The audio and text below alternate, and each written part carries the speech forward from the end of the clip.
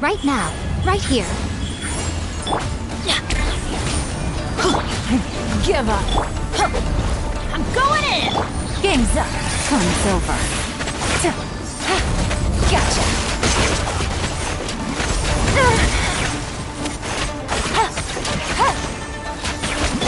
on out. Right now. It's nothing.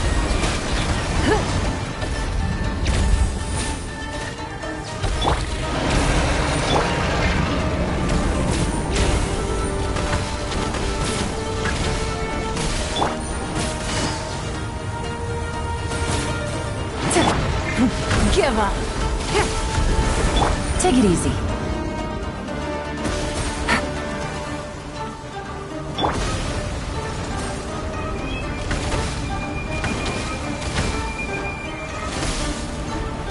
It's nothing. Fine.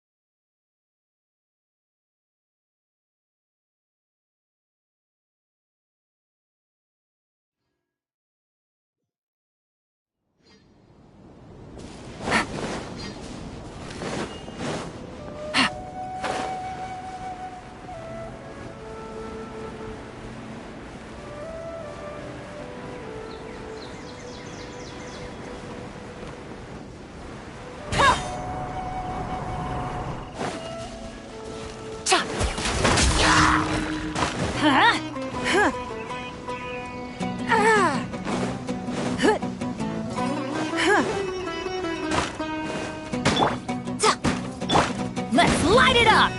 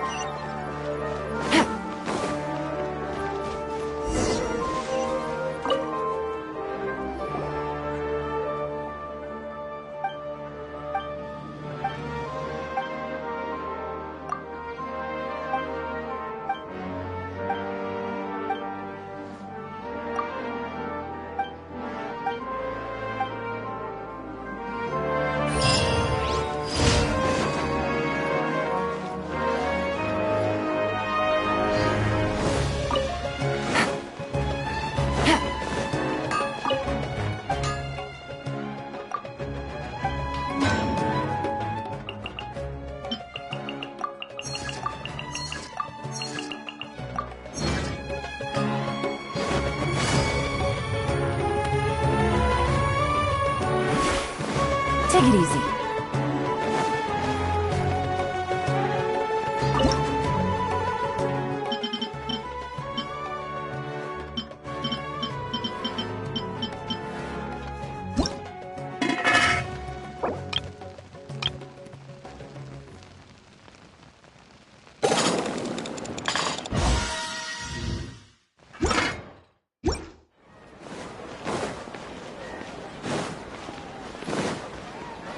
Ad Astra Abyssosk. Welcome to the Adventurers Guild. Thank you for completing today's commissions. Here is your reward. Ad Astra...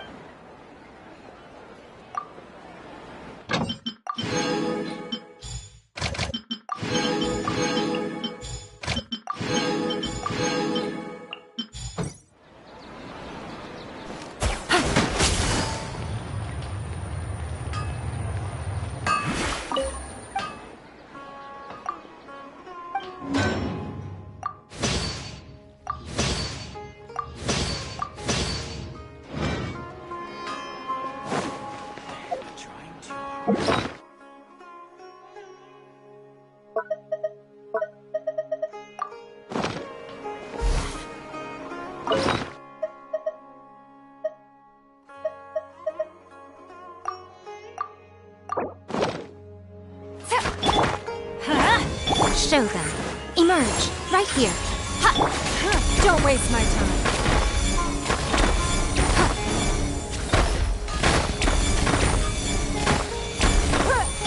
Let's light it up!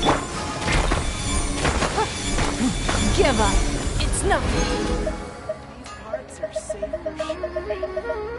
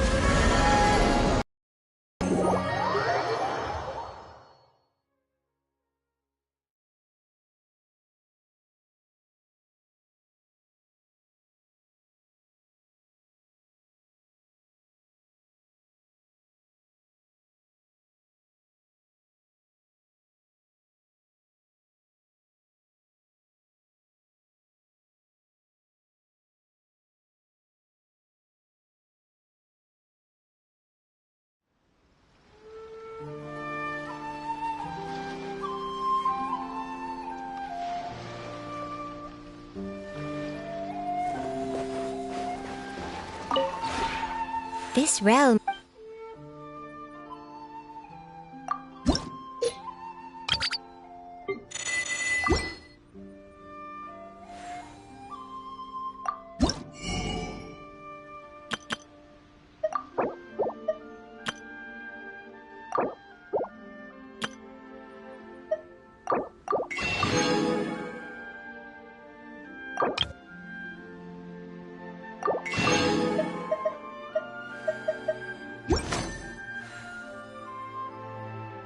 If you ever have...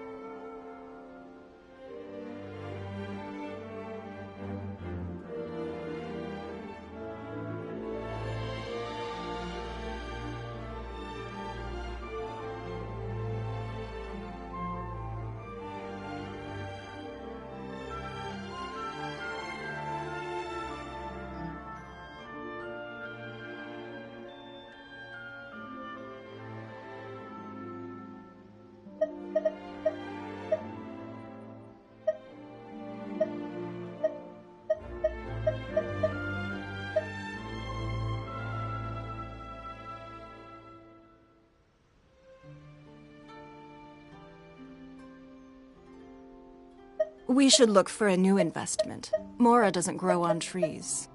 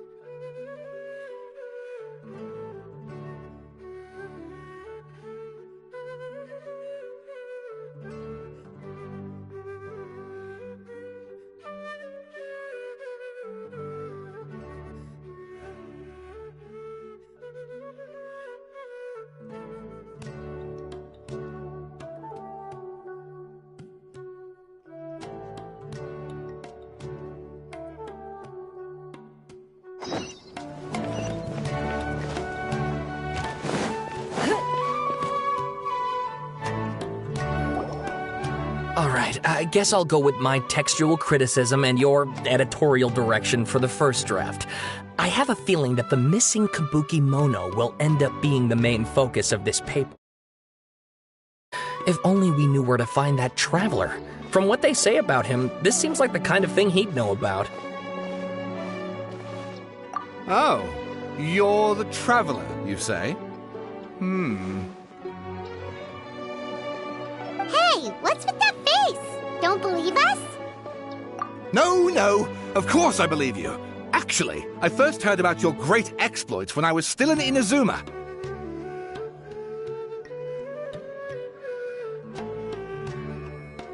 This is my first time coming face to face with you and your mysterious silver-haired companion. I couldn't believe my luck, and out of force of habit, I started, examining the evidence. Sorry. Oh, Sawada, for the love of... Sorry, we don't get out much, so our social skills are kinda lacking. Traveler, I hear you've helped many people a great deal and been to many places. Would you be able to tell us about Tatarasuna?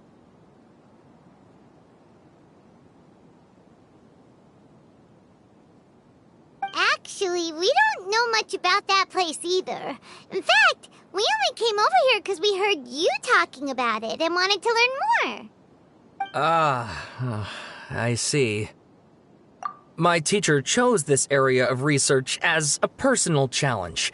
He said it's difficult to get into because even Inazumans don't know much about Tatarasuna's past. But who'd have thought that... If you don't mind, I'd love to show you all my outline for the book I'm writing about Tatarasuna. Hold on, Sawada. Don't you think that's a bit of a deep dive for a first read? Well, fair point. In that case, please ease yourselves in gently by taking a look at Akaba's latest essay draft. Let me give you some background. This all started with the discovery of some records in Tatarasuna. The writings mentioned someone by the name of Mikoshi Nagamasa, who crafted a fine blade. But in the end, he threw it into a fire to destroy it, and killed his servant Katsuragi. Why? Well, no one knows. Apart from the swordmaker, his servant, and the one who wrote this all down, the records also mention a kabuki mono. This seems to be an Inazuman word for an eccentric stranger, someone who dresses funny or acts in an unusual way. That's right. Akaba's teacher has spent quite some time researching these events on the ground. This kabuki mono lived in Tatarasuna for a while before disappearing without a trace. And shortly afterwards, as Akaba mentioned, things got pretty ugly. So first this strange person goes missing, then a murder happens? Seems kinda fishy to Paimon. Yes, my thoughts exactly. So I helped out too. I asked everyone I could think of if they knew anything about what happened back then. And wow! Did I get lucky! Stop shouting! This part's important. I just wanted to make it stand out. It just so happens that a friend of mine works at the government records office. He looked into it for me, and I can now confirm that all the aforementioned individuals did, in fact, live in Inazuma over 400 years ago. Even back then, Tatarasuna was already at the center of Inazuma's smelting industry. The man in charge was a government official named Niwa. Curiously enough, it seems like he went missing too.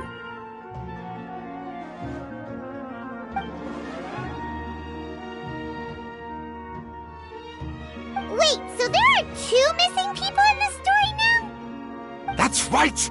What's more, Niwa is a name with a lot of history to it. Have you ever heard of the great swordsmith clans of Inazuma?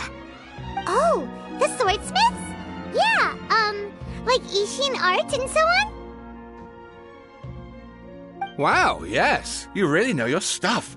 That makes things easier. So basically, this Niwa was a distant relative of the Kaidahara clan, the last practitioners of Ishin art. Something then seems to have happened in the Kaidahara clan, leading to their downfall. I don't know the details, but taken in light of everything else going on around that time, it makes you wonder whether it's all connected somehow. The Kaidahara clan? Sawada, you left out the biggest detail of all. Oh, yes, of course. How could I forget? Brace your minds, ladies and gents, for they are about to be blown. Or maybe you won't believe your ears. I wouldn't blame you, of course, because in all my years as a writer, this is by far the most. Get to the point, for Pete's sake.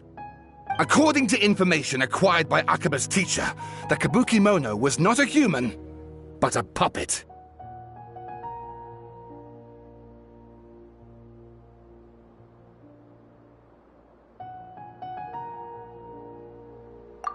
puppet?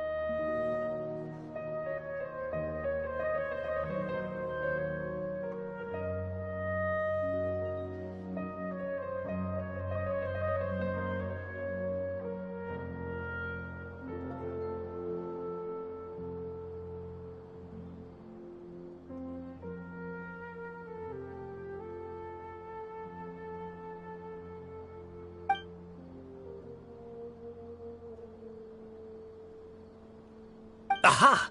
Judging by the looks on your faces, you do know something after all. No, Paimon just meant, how creepy. The way you described it makes it sound like a ghost story. I agree, it does. But considering that non-human races in Inazuma are by no means uncommon, spooky events are to be expected. And that's exactly what my book is about. Please, take a look.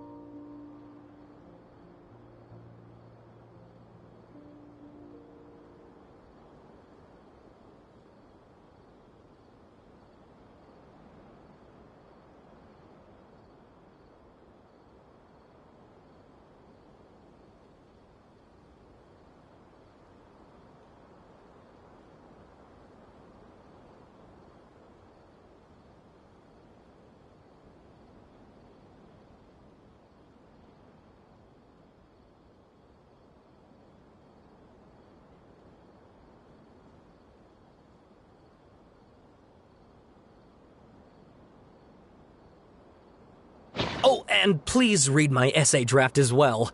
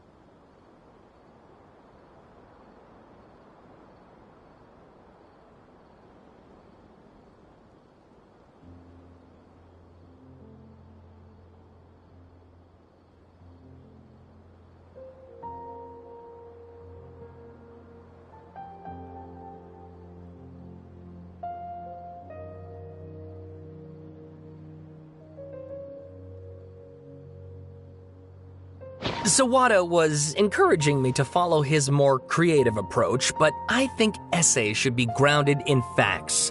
I don't think explaining everything away with mysterious forces will cut it. Oh, how about if I plug the holes in Sawada's narrative with political intrigue? Like, I could put a turf war between rival factions at the center of the whole series of events. Wait, you're allowed to just make stuff up? Pretty sure you've gone from essay to guessay there.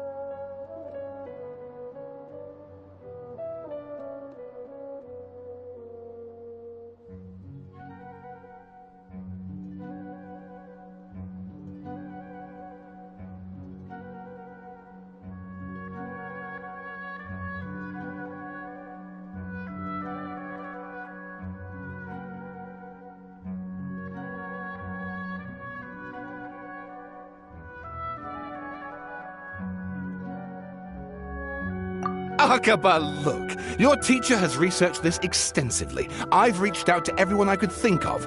Whatever information we have now is all that there is to know. This is as much detail as you're ever going to get. Besides, if there really was a political power struggle going on at anything like the level you seem to be suggesting, what hope would we ever have of finding out the truth? Good point. Okay, back to the drawing board, I guess. Give me some time. I need to find a new angle on this.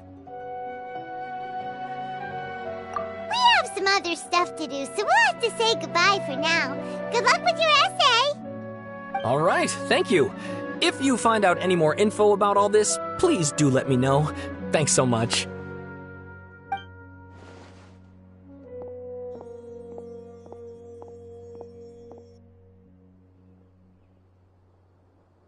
Hey, so that thing they were talking about, it has to do with the balladeer, doesn't it? Okay, then, even if we did know something about it, we probably couldn't share it with them, huh? After all, we kicked his butt and got him locked up. Information about people like that is usually super confidential, isn't it? If you ask Paimon, Akaba should just pick a different topic. There must be as many essay topics as there are trees in the forest. There's no point in...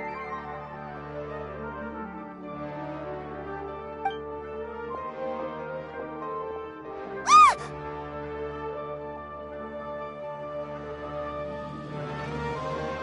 Hey, did you see that?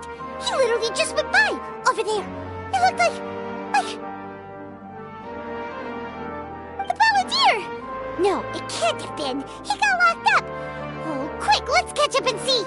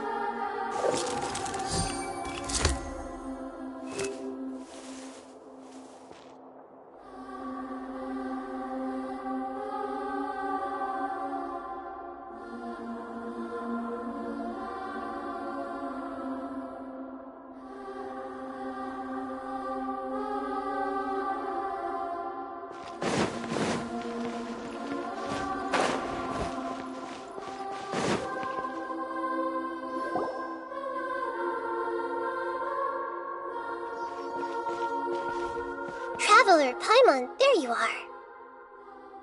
Nahida! Bad news. We just saw the balladeer strolling around in public. Did he escape or... Ah! It's him! Sure enough. You're here. What are you doing in the sanctuary of Surasthana? Aren't you supposed to be locked up? I know you must have a lot of questions. Please, allow me to explain. It was my idea to set the balladeer free. We made a deal, and he's gonna do some investigation in Irminsul for me. A deal? You sure you trust this guy? What did you expect? Why do you think Sumeru would keep me around otherwise? Or maybe killing me is all you can think about. But if that's the case, why haven't you done it already? Don't flatter yourself. It was... Nahida said there's still some mysteries in you to figure out. Ah, so if it were up to you, you'd finish the job? Guess I had you all wrong. There I was thinking you were just getting cold feet. Well, that escalated quickly. Not a good start. Could I ask you all to please calm down? But Paimon's worried about you, Nahida. Don't let him trick you. It's not every day you see people questioning the God of Wisdom's judgment. Just when you think you've seen it all. Don't you dare try to drive a wedge between us! As long as the terms are reasonable, I don't think there's a problem in making a deal, even with the balladeer. Well, I for one have no reason to doubt you, considering you even struck a deal with the doctor. Yes, one in which I gained valuable information. You'll come to understand more about that in the fullness of time.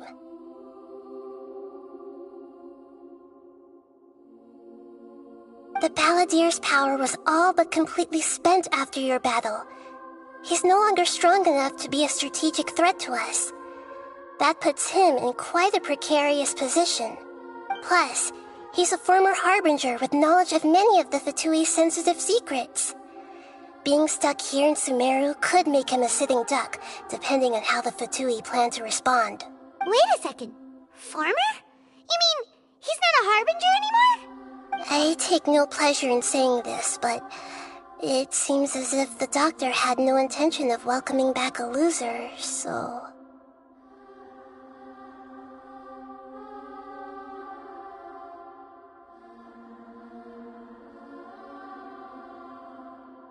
Sometimes it's you using them, other times it's them using you. Most human relationships are this way. Certainly all the stable ones are. That's how it was between me and the Fatui, and also between each of the harbingers. So as long as you have some value to offer, nobody will ever abandon you. But after recent events, even I have to admit that I'm not worth quite what I used to be.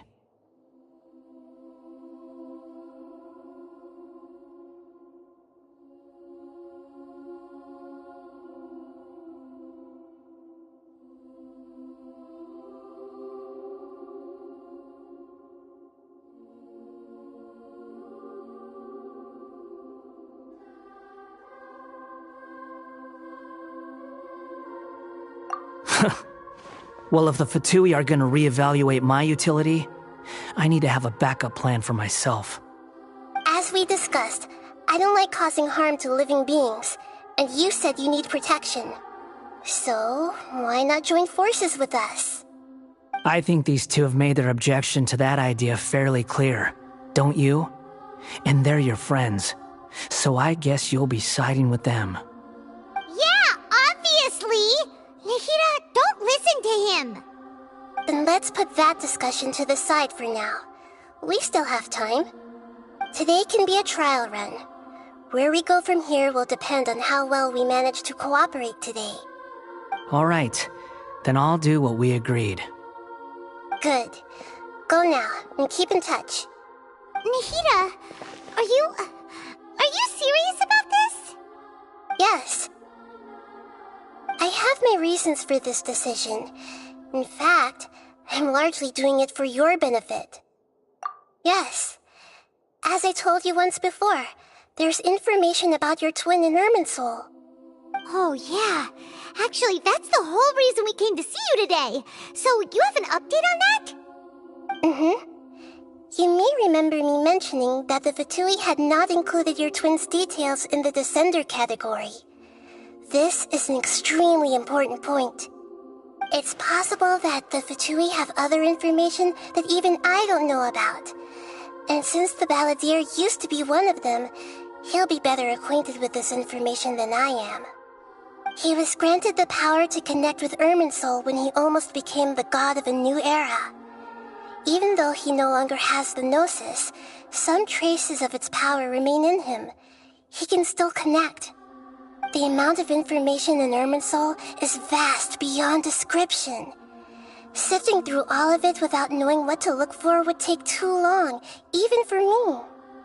So I asked the balladeer to search in Irminsul for any information about the Descenders. He's more familiar with this kind of information, and should be able to find it more quickly. Exactly! Or what if... Paimon just doesn't trust him! He's treated us as enemies every time we've run into him! I understand. But sometimes, everything is dictated by which side you're on. How things will go in the future depends on what information he brings back. And Traveler, I know what your heart desires most of all. Our minds have connected several times before. There is a corner of your heart reserved for an intense longing, a feeling of being all alone in the dark, searching for the one candle whose light still burns. As Sumeru's deity, it is my responsibility to be on guard against the Balladeer. But as someone who counts you as a friend, I want to do something for you. If this deal with the Balladeer can give you the answers you've been longing to find, then it's worth it. It's my pleasure, really. You're Sumeru's hero. You've more than earned it. Paimon's still worried about this idea. Is there anything we can do to help? I was going to contact you about that, but then you suddenly showed up on your own accord. Seems like we have a telepathic connection. In fact, I was going to ask you to supervise the Balladeer on my behalf while he carries out the task I assigned. Even though he only has a fraction of his full power left, that's still a fraction of a former Harbinger. If you could accompany him, it would put my mind at ease. Of course, I'll be there to help guide you through Irminsul from the outside. Great, thank you. Prepare yourselves. I'm going to transport you into Irminsul.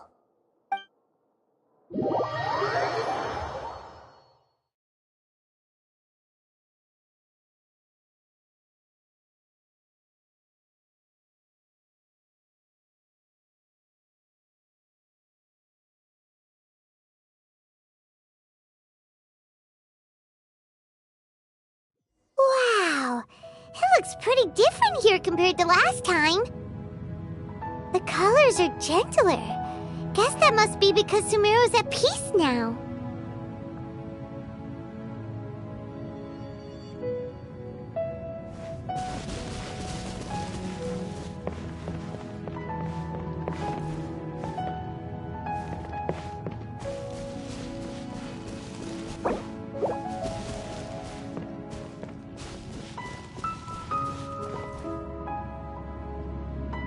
Look at that. Hot on my heels.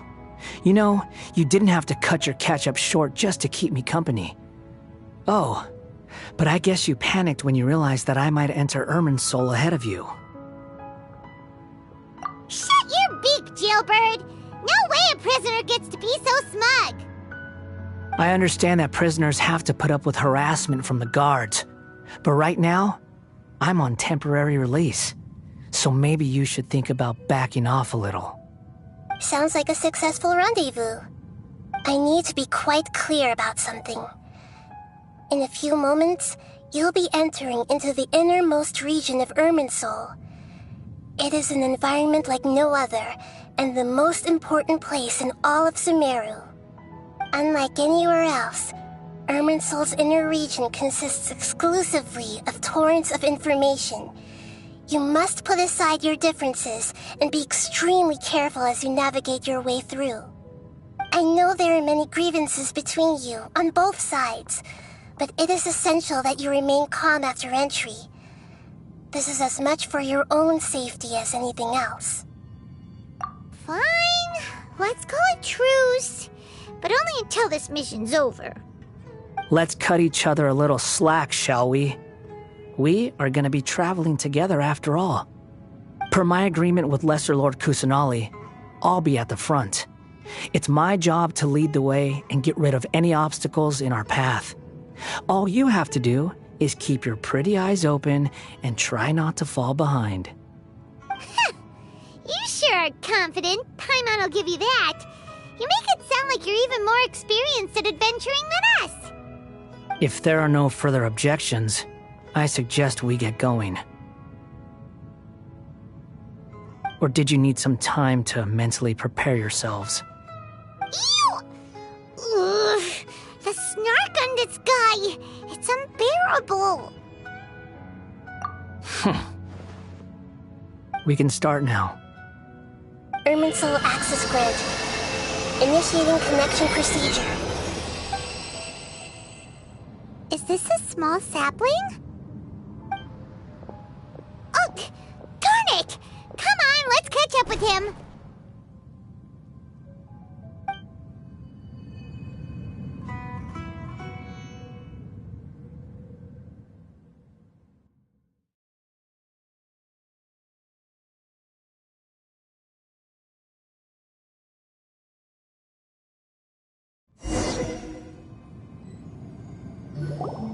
Wow! So this is the inside of Irminsul. Ooh! Paimon's never seen anything like this. And it feels like a sacred place. Irminsul is closely intertwined with the entirety of Teyvat. Every bit of information flowing here means something. Pick your jaws up off the floor. It's time to go. Why is it that Paimon just wants to do the opposite of everything he says? Lesser Lord Kusanali, we will now proceed to the heart of Irminsul. Can you still sense where the heart of Irminsul is? Yes. Permission to begin searching for information there? Permission granted. Go ahead. Let's go. Stay close. Don't go running off. Hey, so... say we did go running off in here. What would happen?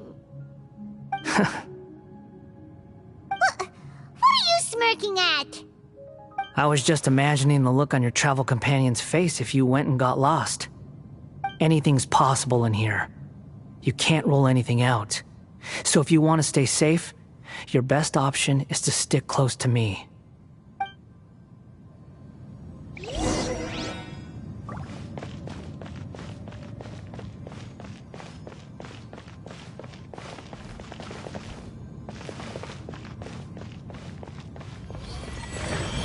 These sapling things have spread out. Those are all packets of information from inside Irminsul. Be careful not to touch them.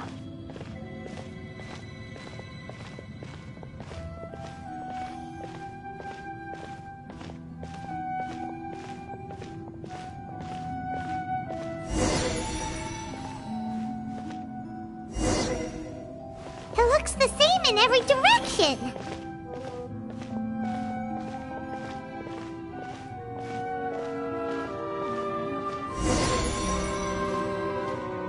No wonder he mentioned about getting lost. Huh. What do you know? He was actually telling the truth.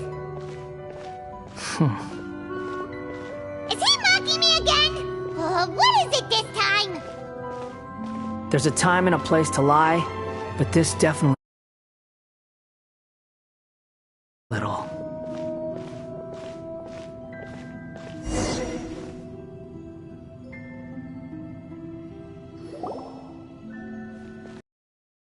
We're here.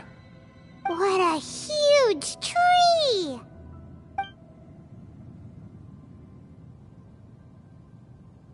Lesser Lord Kusanali. Good, you made it. Are you ready? Ready when you are. Then please begin.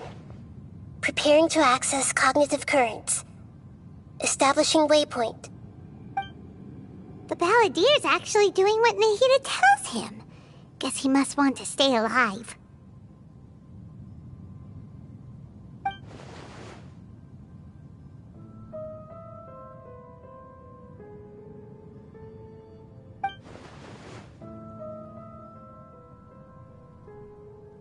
The rest is up to you.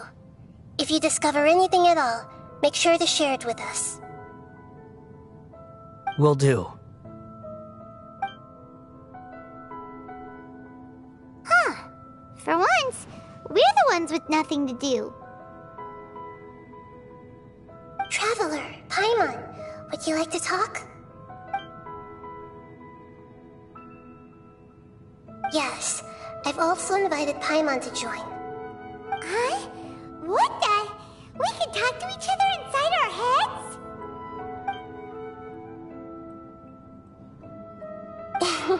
That's part of it. Plus, we're all friends. There's nothing wrong with us talking like this once in a while. Paimon's never tried this before. This is great! So, Paimon's been wanting to ask you something. Don't you think the Balladier's a bit of a walking contradiction? He's always talking back, but he seems to listen to what you say.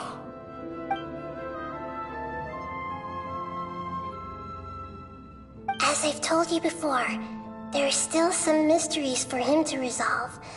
Things that are clear as day to me, but that he has yet to understand. Perhaps today will be...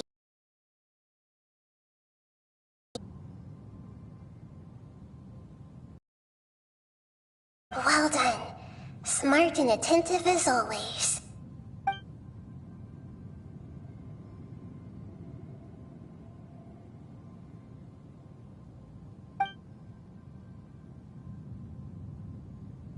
So, you made contact with that part of his mind.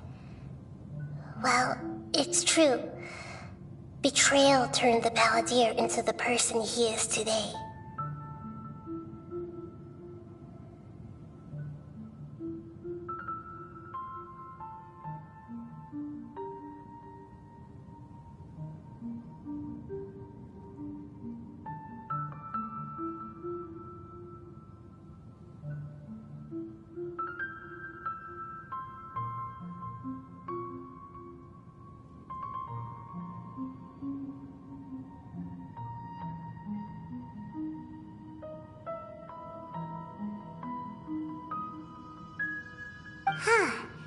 Paimon thought nothing could get under that guy's skin. Turns out, he can get hurt and angry just like anyone else. Everyone has a history, Paimon. Even if you're a puppet created by the Electro Archon. Speaking of puppets, we ran into two people at the Academia today talking about an essay. Turns out their topic was about the Tatarasuna incident. Nahida, do you know anything about that? If you mean the mysterious events, the Bukimono and so on, yes. From what they were saying, it sounded like lots of Tatarasuna's history is still unexplained. And most of the information we have now is just from people filling the gaps with their imagination. At least that's what they thought.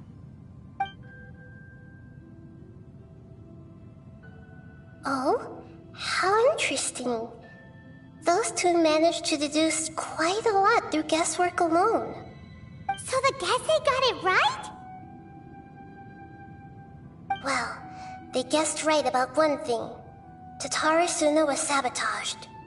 Must be a riveting conversation you three are having. Funny how all the good ones happen when I'm not involved. What makes you think we're talking to each other? Don't insult me. You're having a private conversation without me. Obviously, I must be the topic of said conversation. Of course you do. You can't have your prisoner knowing too much. So, have you found anything yet? Still looking. Don't get your hopes up, though. You and your twin come from outside this world. It wouldn't surprise me if there was nothing on either of you in Irminsul at all. Wait! How did you know about that? Did Nahida tell you? It's not like we've never met before. And anyway, you're world famous. It'd be more surprising if I didn't know a few things about you. Right now, we have to keep the peace. I'm not interested in creating more misery for myself. And making cordial conversation is something I can manage. Huh? Wait. This light. It looks similar to those saplings. What could it be? Anonymous data. Hey, don't you forget the agreement! You have to share it with us! Shh. Just wait. Mr. Niwa, are you certain this is worth the risk? We are talking about Tatarasuna's furnace, after all. It may not pay to act rashly. There's no one else who can enter the furnace. It has to be me. Is that so? Well, since you insist. It's...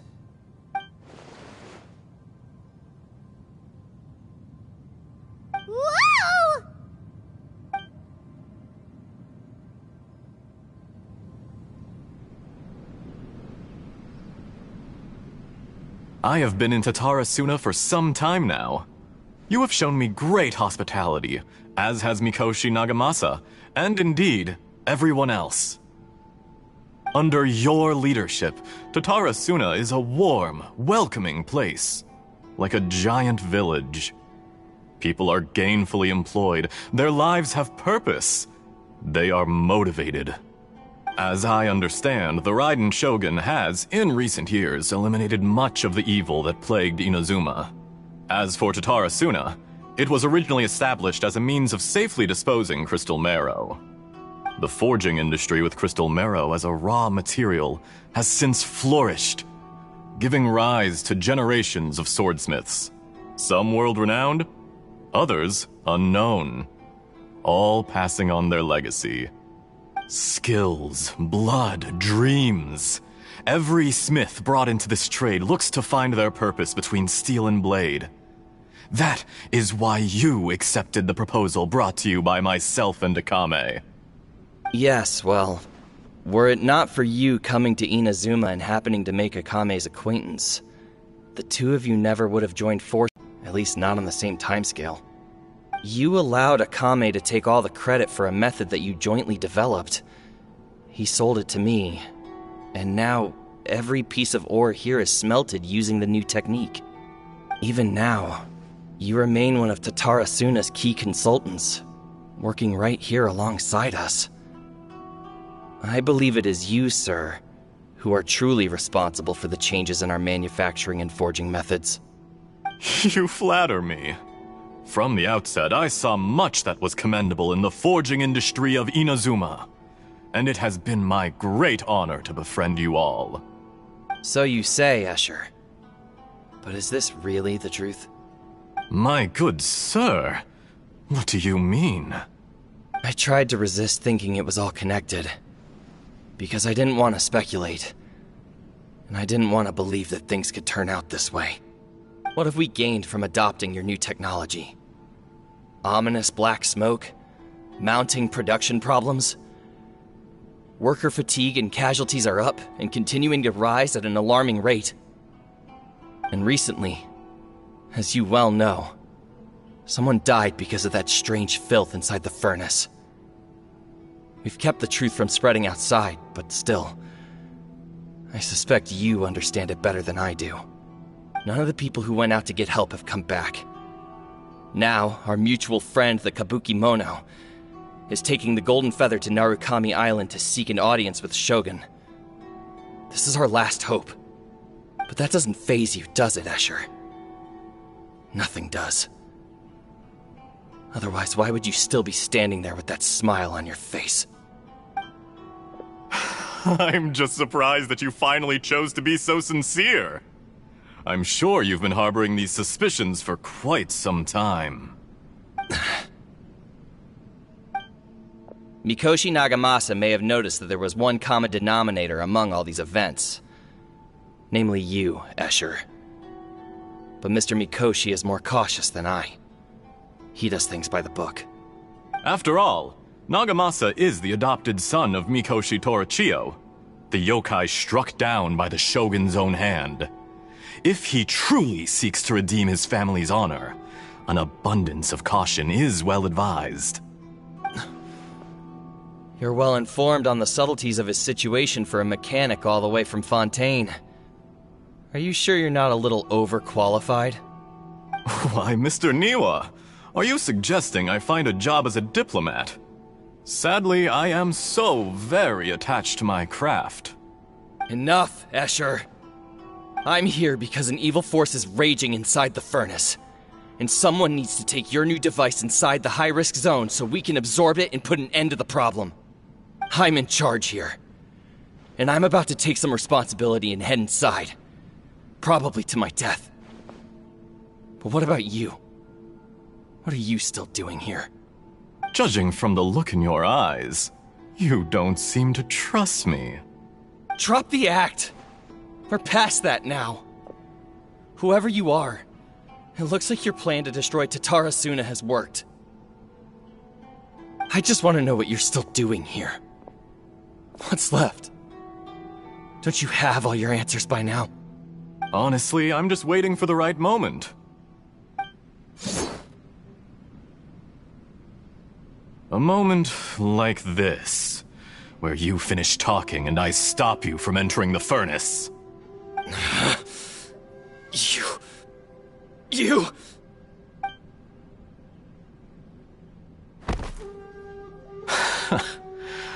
You're a little smarter than I initially gave you credit for. I thought I'd disguised myself exceptionally well, at least for the first few days. But to my surprise, you had your people look into my background right from the start. It's a long journey from Inazuma to Fontaine, but that didn't stop them. Eventually, they managed to confirm that Escher was an alias, and that I was not from Fontaine at all. And yet, despite all of that, you still fail to realize my true identity, and what I seek in Tatarasuna.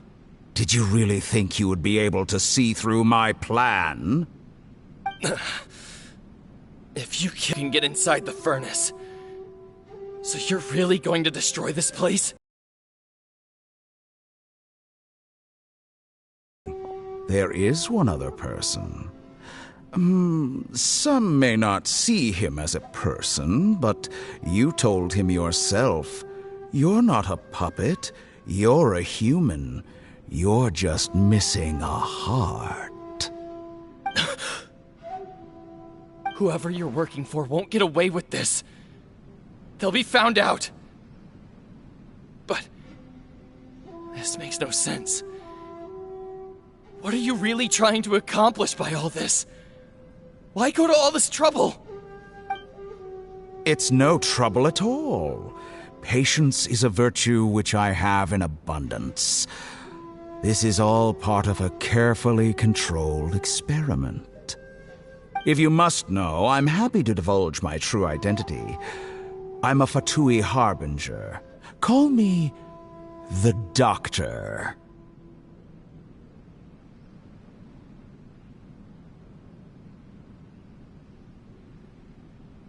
The Fatui? Who? What do you want? Just to create a minor inconvenience for your nation. That's it? That's why you gave us your cursed technology? Just to let loose the evil energy from the crystal marrow? Look how even the righteous soul is filled with venom when faced with its demise. My device functions precisely as you say. It is the only chance you have of preventing a catastrophe and keeping the truth from the outside world. However, I did not make it with you in mind. It is easier for a person to be possessed by evil spirits when they are filled with hate. So give in to your fury.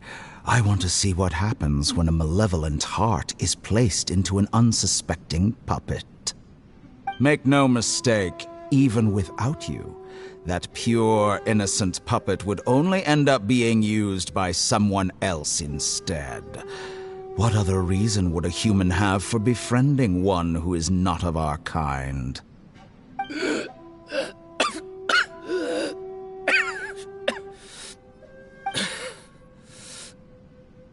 If you give him my heart, tell him that both Nagamasa and I see him as one of us.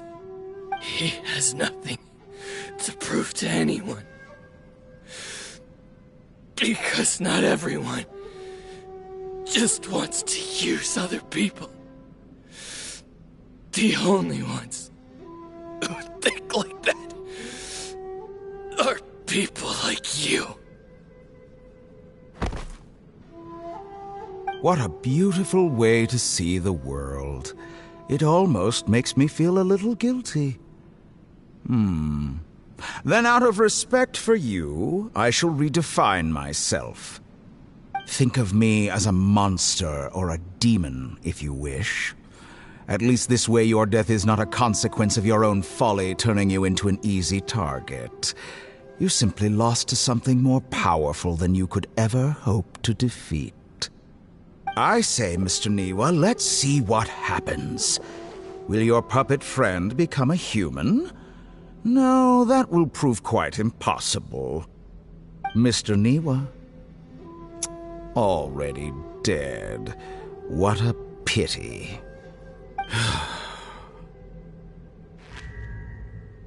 Jester, I have completed the task you gave me. Creating a gap and infiltrating Inazuma's inner workings. What fun it was. I'd like to introduce a puppet to you. If he proves useful, let's make him our newest comrade. And if not, let's turn him to dust.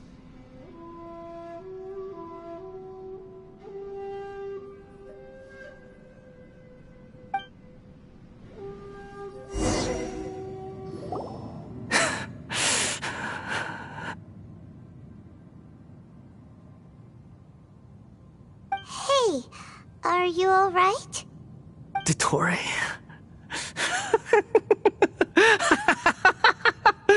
Dottore!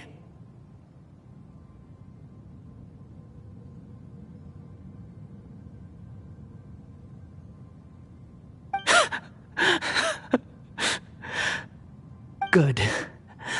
Good. Was that the doctor? Did he turn into a mechanic from Fontaine?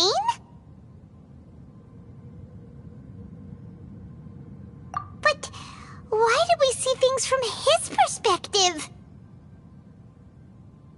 When I touched the doctor to confirm whether he'd eliminated all his segments, I read this memory in his mind. You have to admit, it must be the truth. Maybe so, but it means nothing. Does it? But this memory shows that Niwa didn't betray you. He never meant for you to be the one to take the device into the furnace. You know very well what that means. Even more so than I.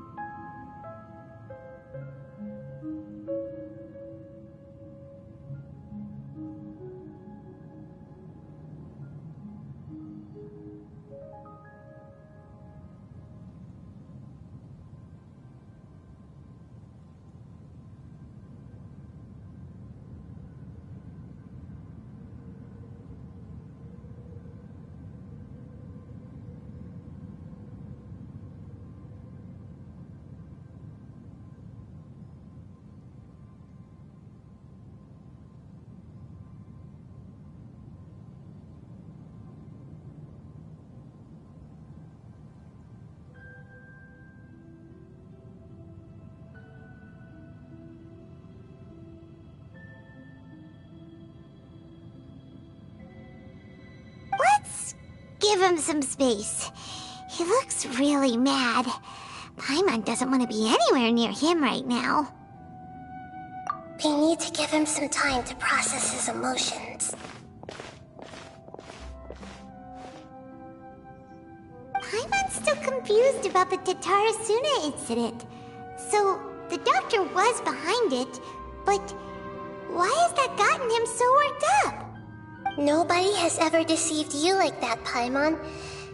It's natural that you find it difficult to understand.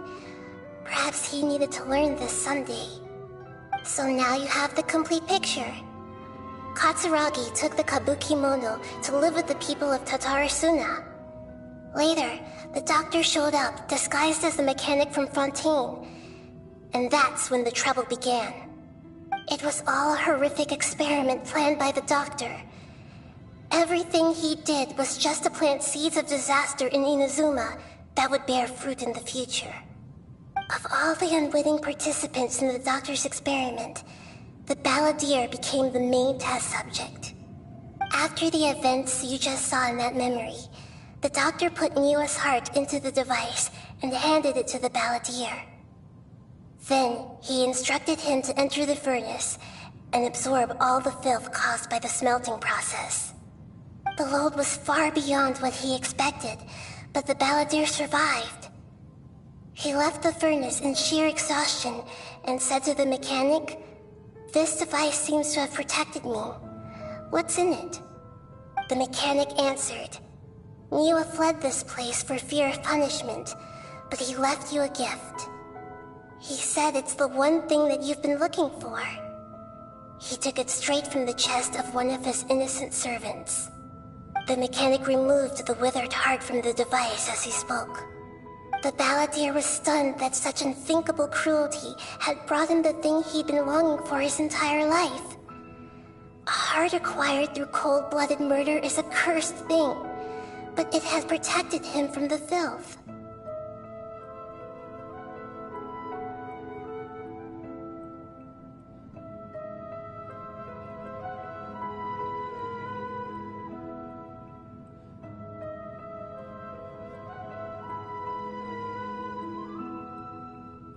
He thought Niwa had completely betrayed him, and yet this very betrayal had ensured his survival.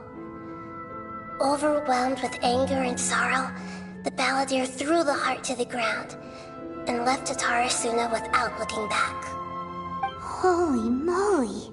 So the doctor killed an innocent man and pinned everything on the victim? That's terrible.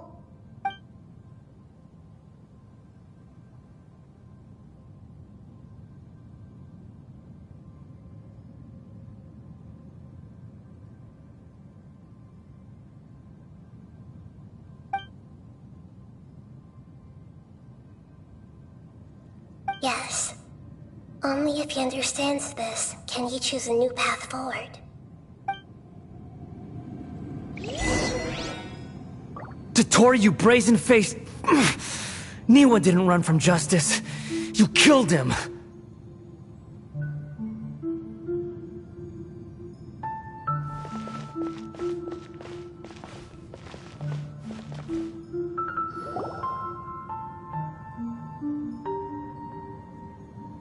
Shall we see how he's doing?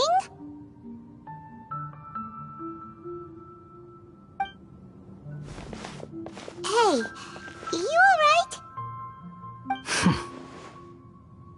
That's a scary expression. Are you worried about me? If we didn't have such a history, I'd almost think that qualifies me to be your friend. It won't. I'll keep my end of the deal. Hey, aren't you investigating the stuff we want to know about? That's why we're here. But unfortunately, there's no information about the Descenders in Irminsul. Even if you can't find anything, that seems to confirm it. Irminsul does not keep records on the Descenders. Anyone who comes from beyond this world is not counted as part of Tevat. Oh, does that mean we have to leave empty-handed?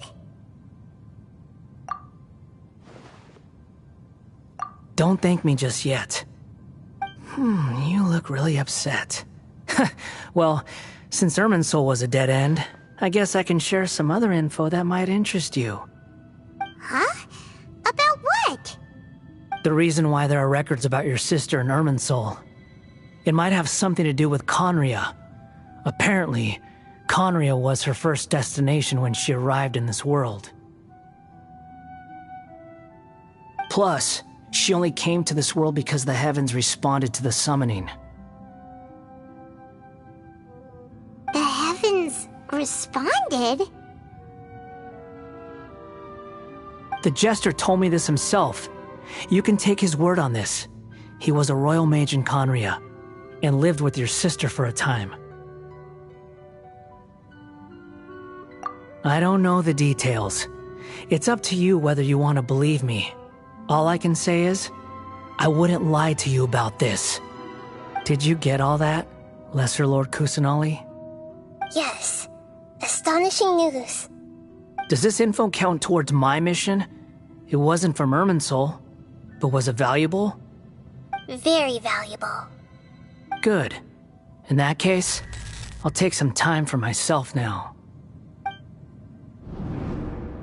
Huh? What have you done? Lesser Lord Kusanali was right. My power's all but completely spent. Even if I use all of the divine power left in me, I can't sustain this shield for very long. I shared a secret with you, and now you owe me. So in return, I'd like you to answer a question for me. Give me your hand.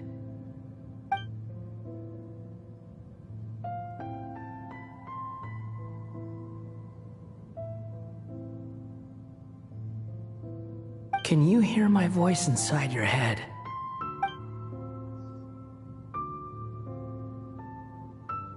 No, I can't do anything like that anymore. At most, all I can do is exchange a few words with you. So tell me, in this world, is it possible to change the past?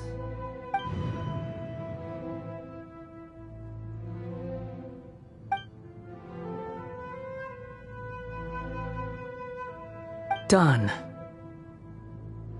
Huh? What the? What happened? Paimon only saw you hold hands for a second. Nothing. I was just thanking him for helping me.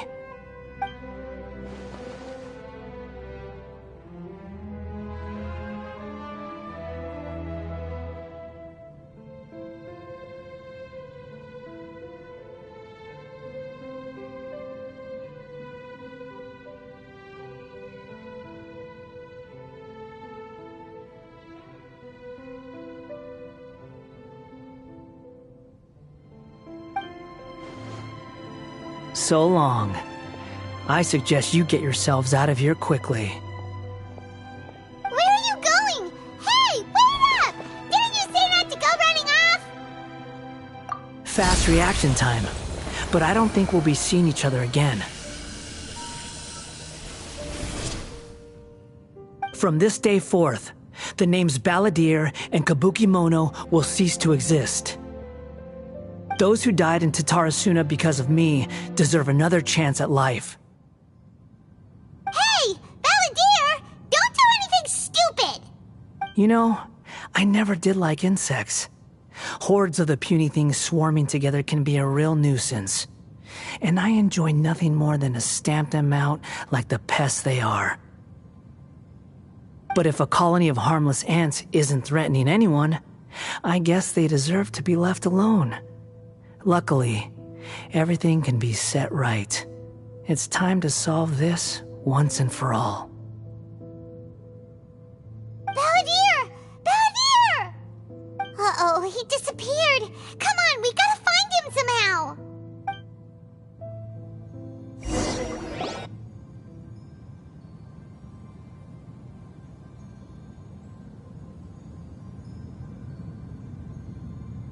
Oh no, he's really gone! Oh, can you hear me? Nahida! Traveler, Paimon, Balladeer, what happened just now? I was suddenly cut off by some kind of power. It was the Balladeer's fault. He shut you out! I didn't think he'd be capable of something like that with so little power left. Did he keep some of his power hidden when he was defeated? Or did he achieve something beyond his abilities, and it took everything he had? Where the heck did he go? Ugh, it's all our fault. We were supposed to keep an eye on him. Sorry, Nahida. Don't be. It's not your fault. Please, let me handle this from here. even though I'm not sure I can solve it.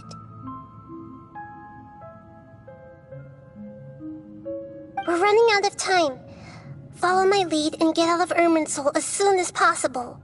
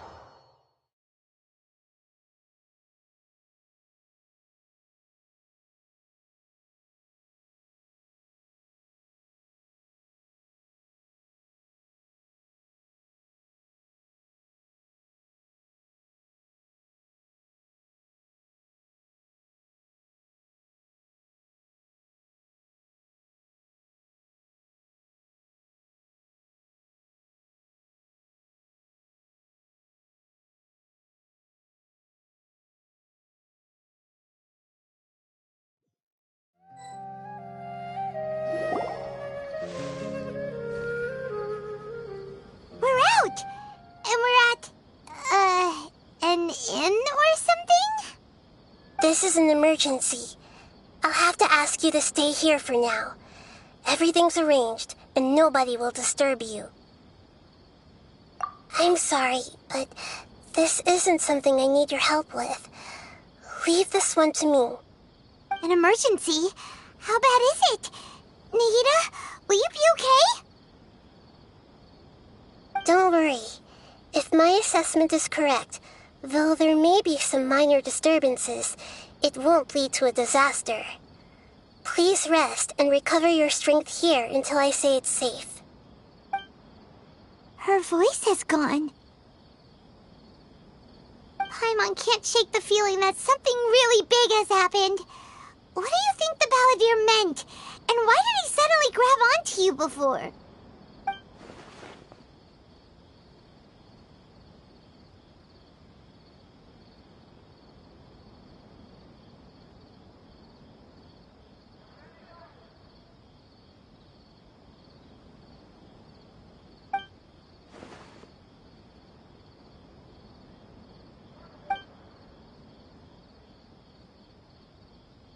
He wants to change the past?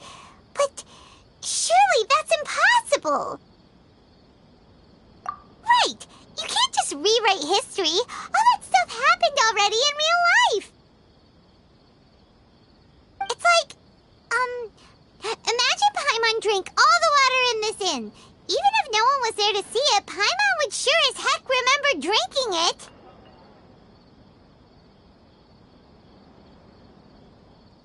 So, why does Paimon still have a bad feeling about this?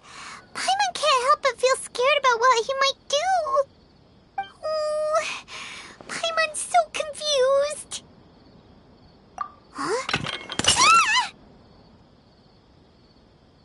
Sorry, Paimon accidentally... It's the Balladeer's fault for causing Paimon all this mental stress. But erasing yourself from history? It's unthinkable. Is that really possible in Irminsul? Uh-oh. Paimon's head is overheating from trying to understand what he's up to. And it's still not working. Ugh. Paimon's had it with that little brat. He's been nothing but trouble ever since we met him. There's no way he'll actually succeed, right? Otherwise, won't everyone who's connected to him be affected too?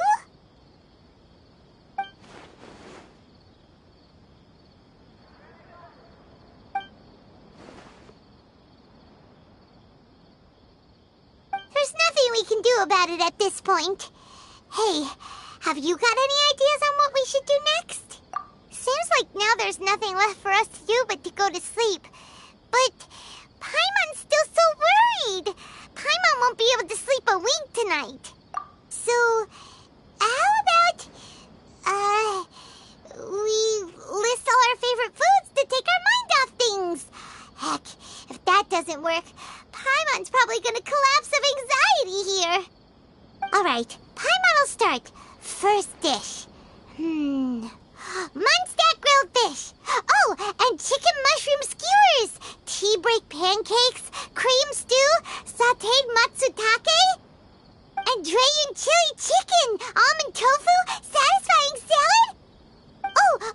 Also, Adeptus Temptation, golden shrimp balls, triple layered consomme, lotus seed and bird egg soup, and...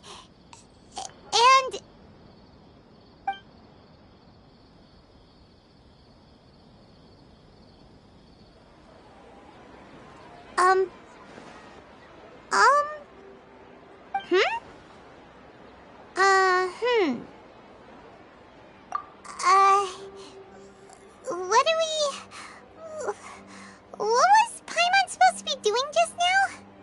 Paimon was, talking? Huh. Paimon suddenly can't remember what she was talking about. What was it again? The balladeer? Is that a food too? Huh. Weird name, though.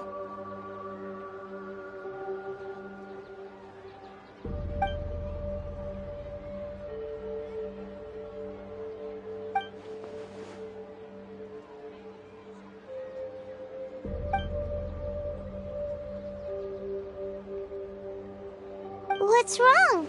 Your eyes are like saucers. Was it something Paimon said? So, the balladeer.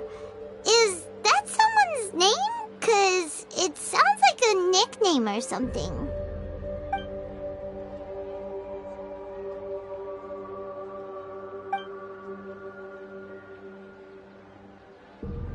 Okay, sure. Where are we going? Huh?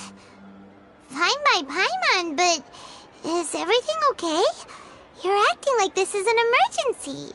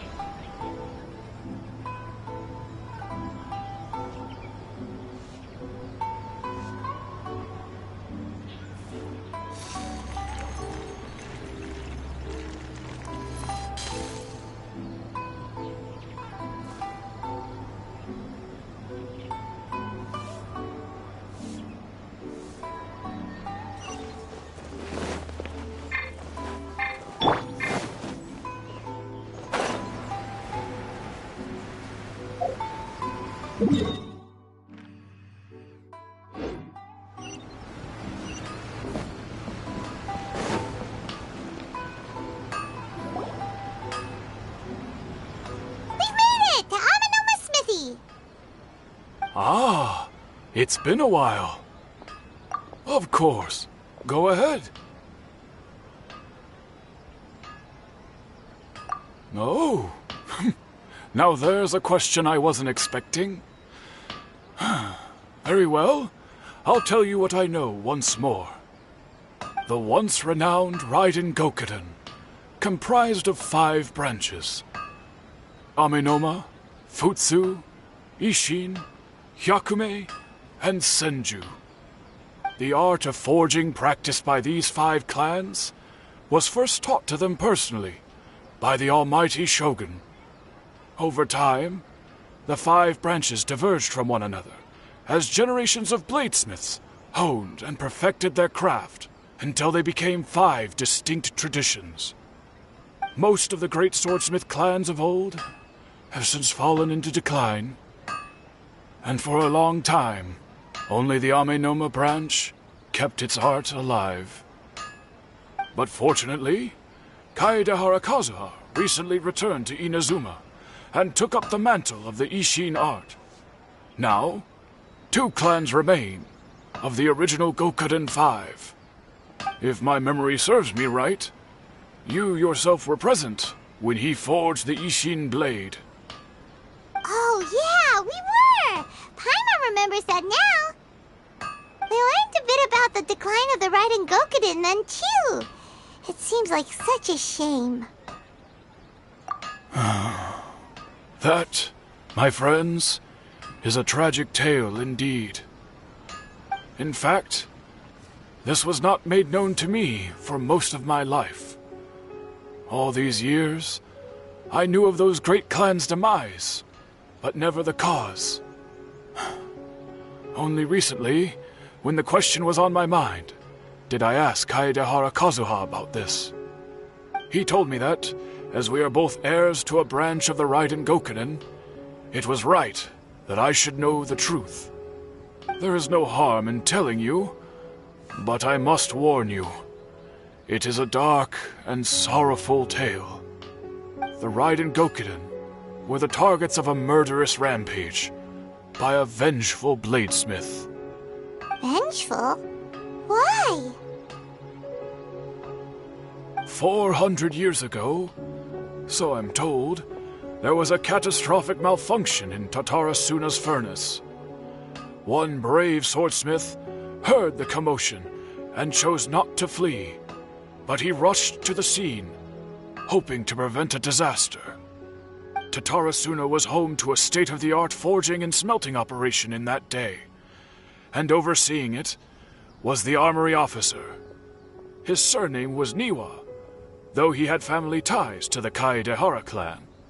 Knowing that they had just one chance to save countless lives, Mr. Niwa and the swordsmith leaped together into the furnace. The furnace quickly stabilized, but neither of them made it out. The smith's death, though heroic, dealt a devastating blow to his family's fortunes. His orphaned son was left to fend for himself, and grew up deeply resentful at the world. In his heart, the whole of Inazuma was culpable in his tragedy. He hated the almighty Shogun for her apparent indifference towards his father's death, and he hated everyone who had done nothing to try and save him. Powerless and destitute, the only legacy he had to pass on to his children was his hatred. Generation after generation bore this grudge, living in utter misery. Alas, if only the story could have ended there. But 100 years ago, the then head of this family reached the end of his wits. He could bear their fate no longer, and yet he could do nothing to change it. Finally, he made a drastic decision to take revenge on the Raiden Gokuden. In doing so, he sought to vent his pent-up anger and shake the very foundations of Inazuma's forging industry. In his fury, he murdered indiscriminately, killing even bladesmiths from the Hyakume clan which he belonged to. His goal was absolute, the devastation of all of the Raiden Gokuden.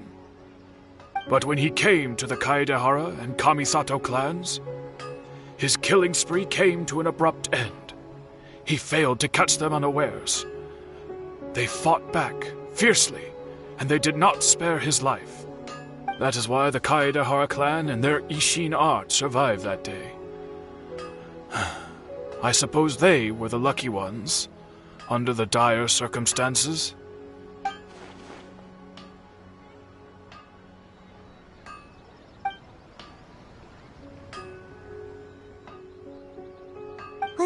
anything else you wanted to ask? Kazuha? Why, yes. Just yesterday, in fact. We spoke for a while over some tea. He seemed well.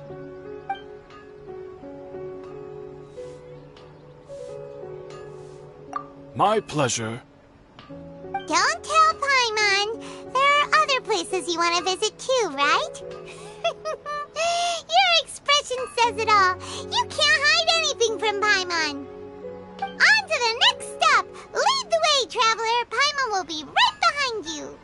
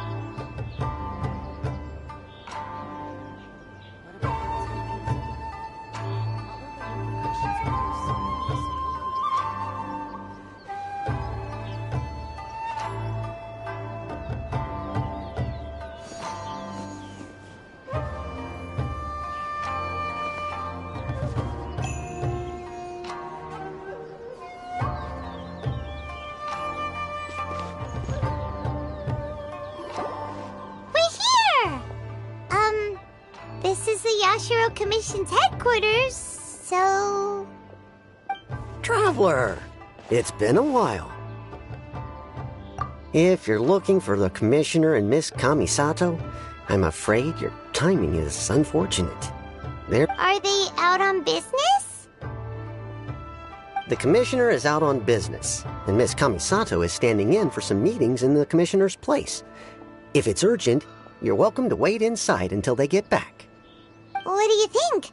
Shall we go in?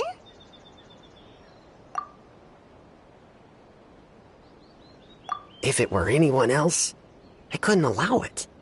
But seeing as you're so close with the Commissioner and Miss Kamisato, I think it should be okay. We'll be heading in then. Thanks!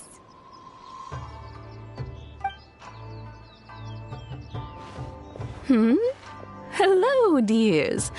Is there something you want to say? Of course, traveler. Yes, I know who you are. Miss Kamisato has told me about you.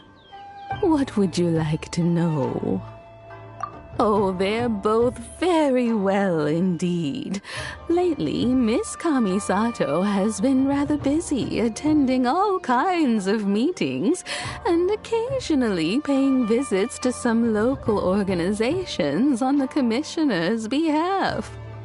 As for the Commissioner himself, well, you know, busy as ever.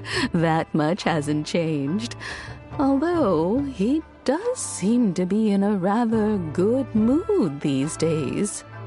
So pretty much business as usual in the Yashiro Commission, huh? Very much so.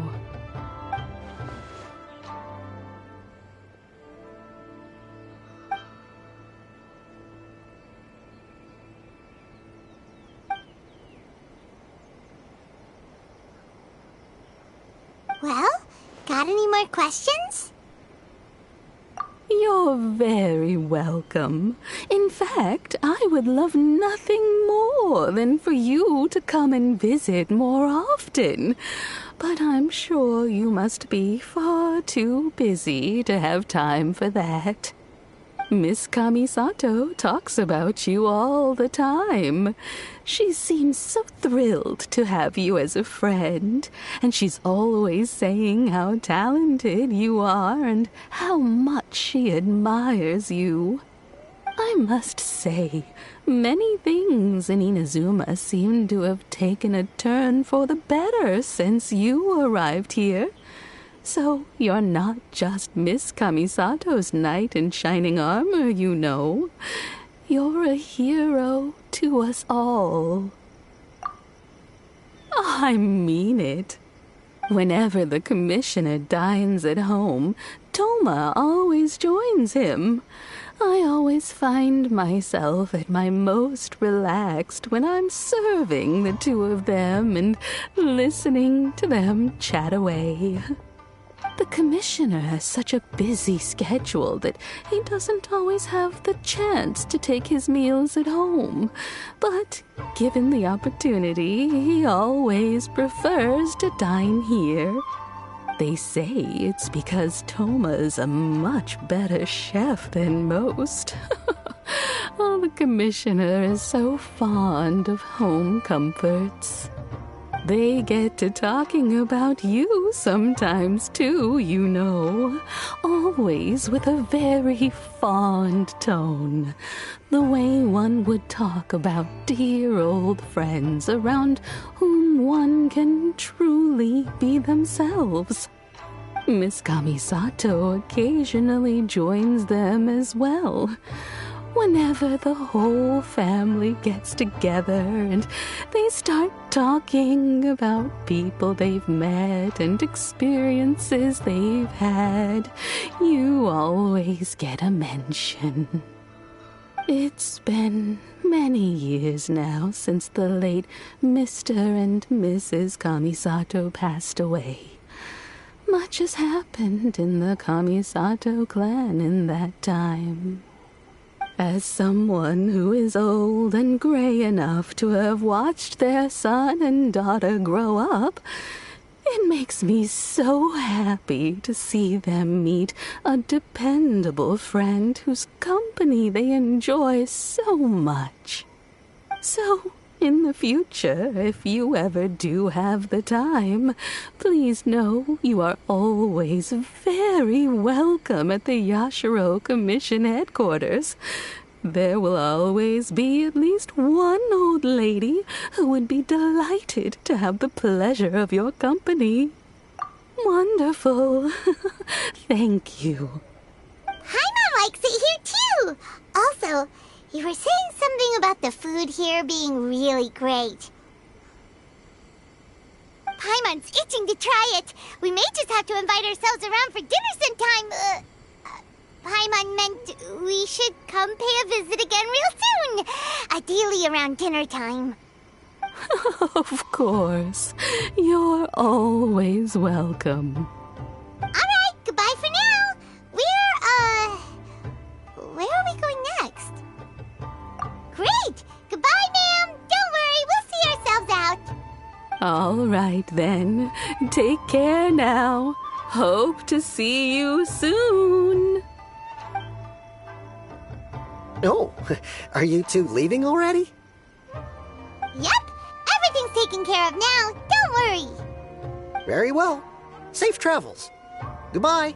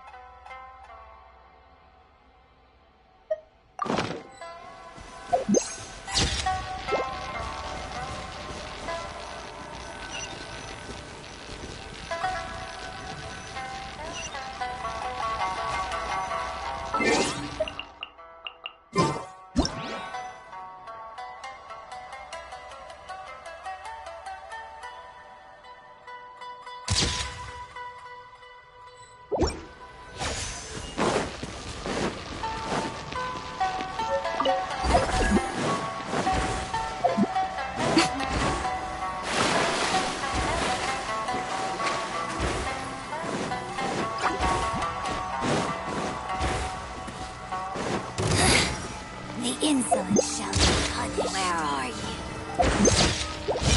Right now. Right here. Don't waste my time. Things are about to get dicey. Quietly now. You win. Fall before me. Everybody stand! Give up. Your life is mine. Right now. Right here. Emerge. Gotcha. It's nothing.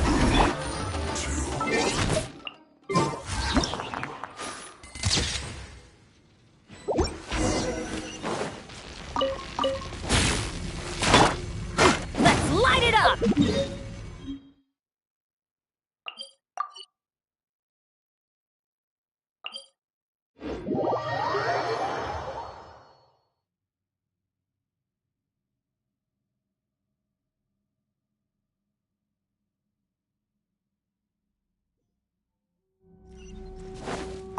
Adventure time!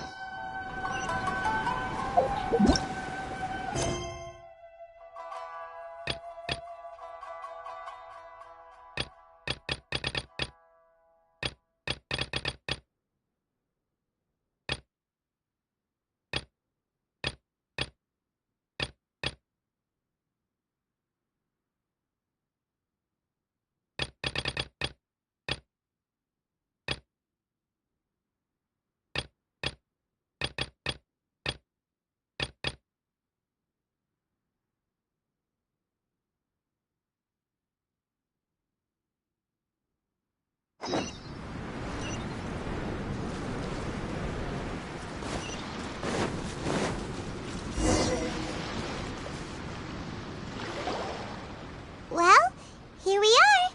But what are we looking for? Something or someone? Do my eyes deceive me, or is that the Traveler and Paimon? Xavier? What are you doing here? I was in the general area, and now I'm in this specific area. There, that's me. So what about you two? We have some questions and thought you might be able to help. Certainly do. I've researched the furnace here in some depth. If there's anything you want to know, just ask away. Like the back of my hand. Make no mistake, I have been here a good many times before.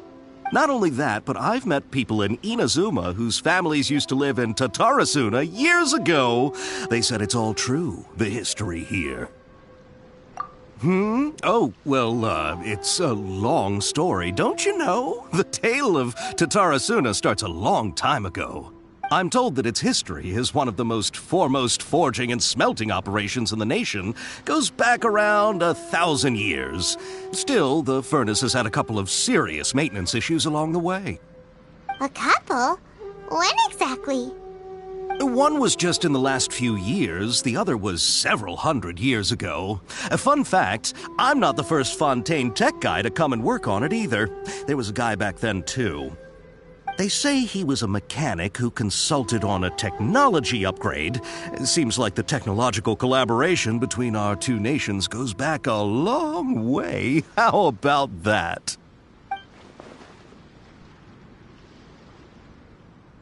Hey, weren't you gonna ask Xavier something about Tatarasuna?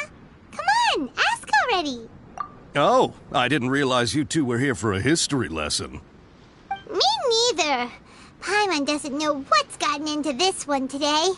Feels like we've been preparing for a history exam or something.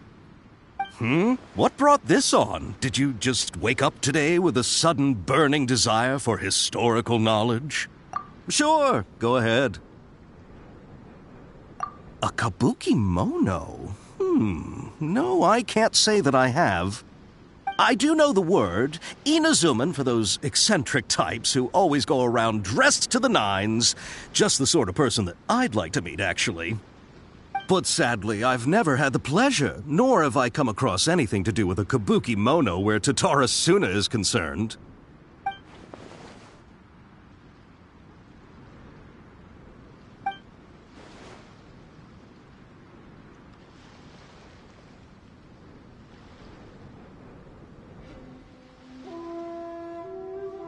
Of course! Don't mention it.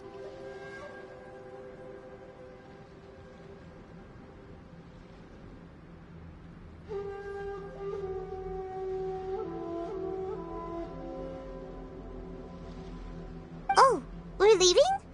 Okay, bye, Xavier. Oh, you're most welcome. More than happy to help. Farewell. Looks like you got all the information you're looking for. Sure, but what's up with you today? Whatever it is, it seems like it's really troubling you.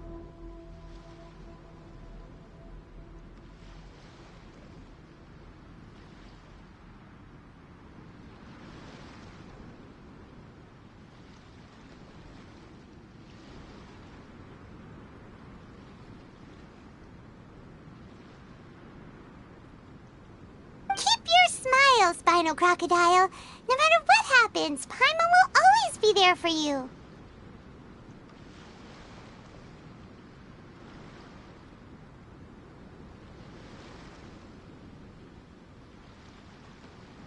Come on, you gotta keep it together.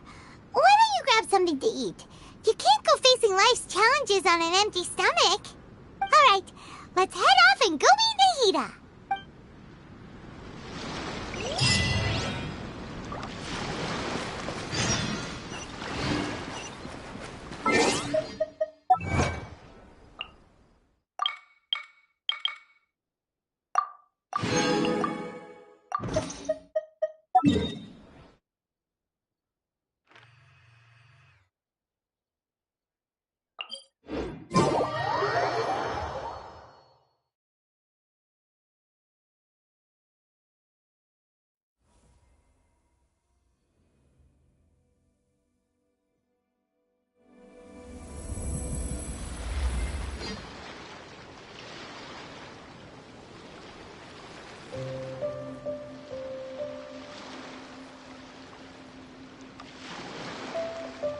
Oh, ow! Where did that come from?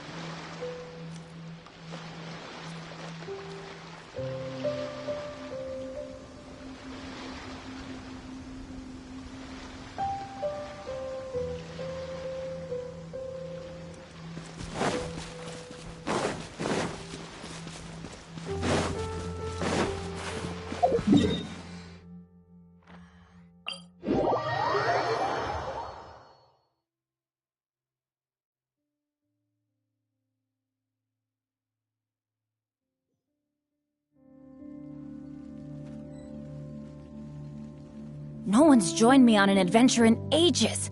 Come on, let's go!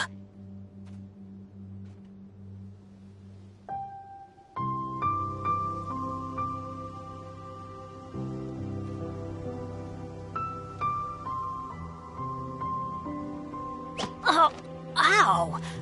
Where did that come from?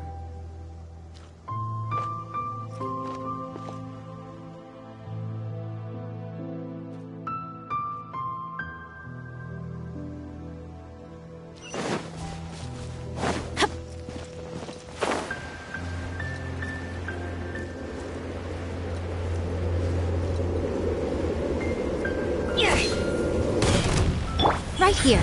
Emerge. Right here. Quietly now.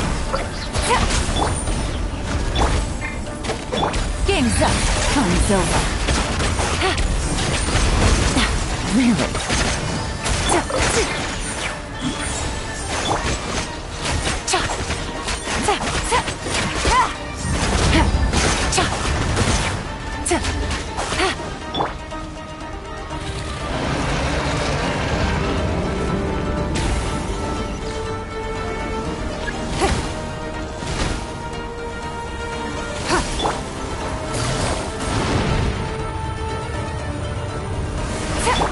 Don't waste my time.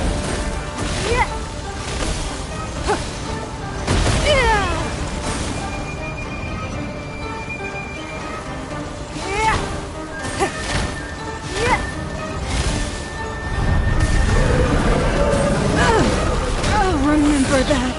It's nothing. Submit. Busted.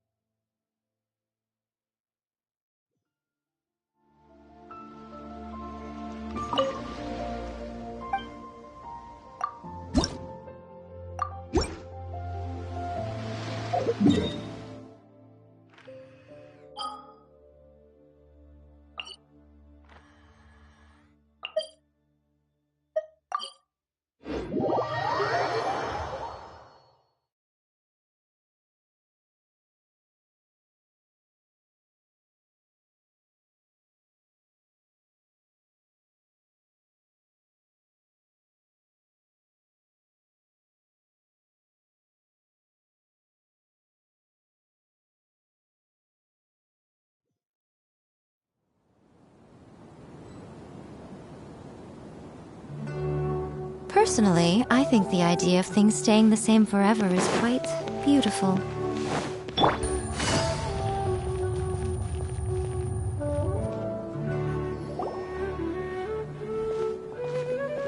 Hey, it's them!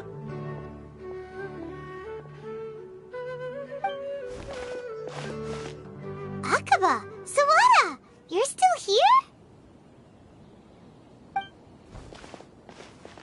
Indeed we are. If you have a moment, we'd love for you to join us once more. We have time. What do you want to talk to us about? It's the same topic we discussed last time.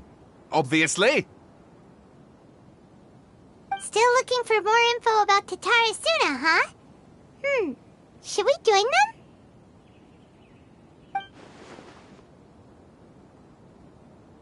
Unfortunately, we haven't made any real progress. Huh? Oh, of course.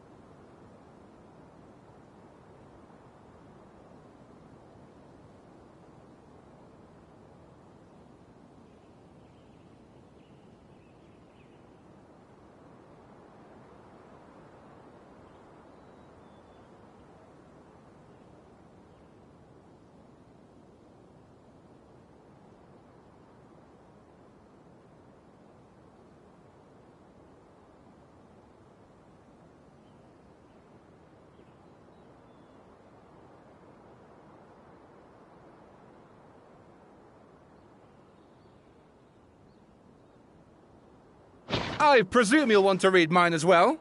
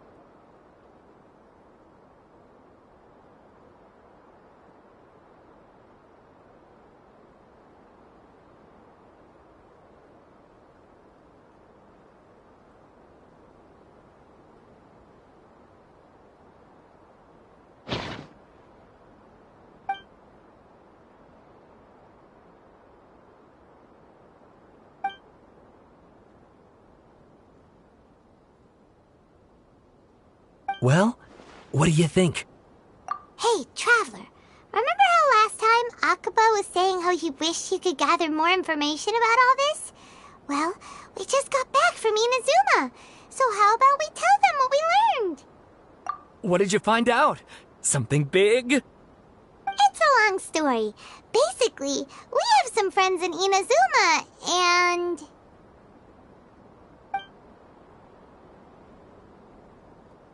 Wow, so many new details. Thank you so much for sharing that with us. Well, well, so it all comes down to one man's desire for revenge. Huh. You heard this from a member of the Amanoma clan, you say? Then I guess it must be true. Ugh. So there's no ghost story here after all. This new information actually lends further credence to my hypothesis.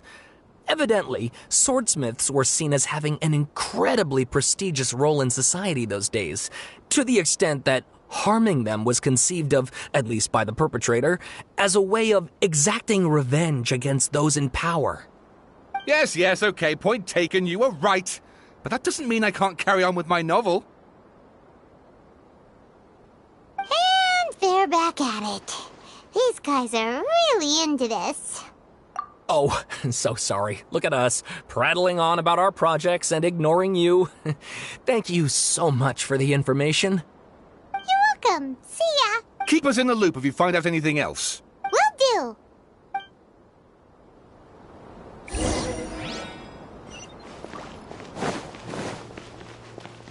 Take it easy.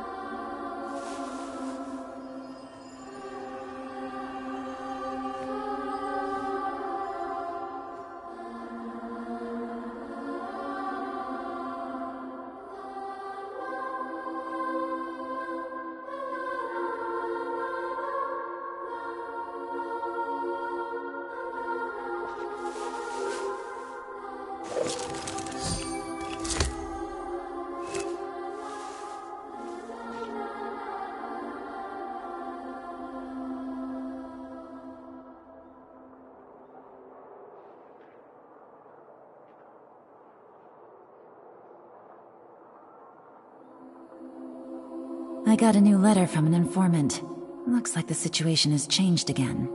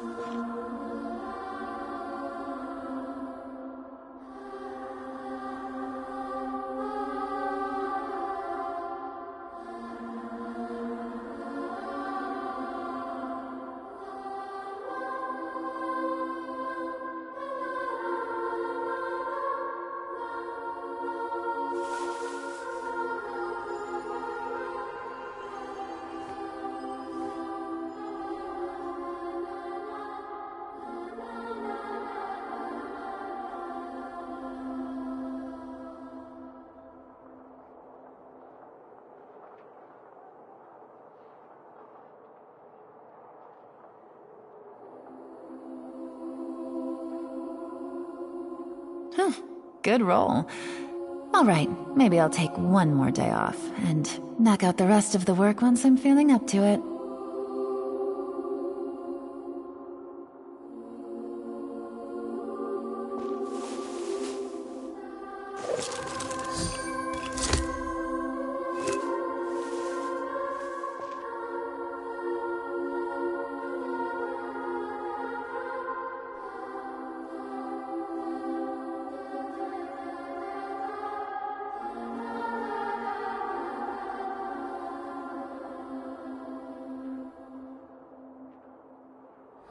I got a new letter from an informant. Looks like the situation has changed again.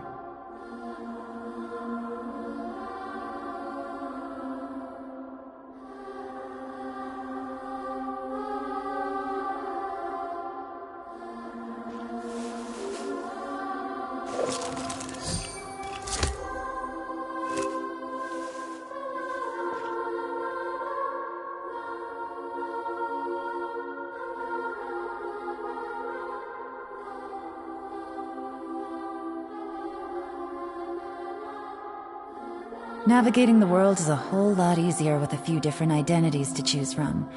Need me to come up with some for you?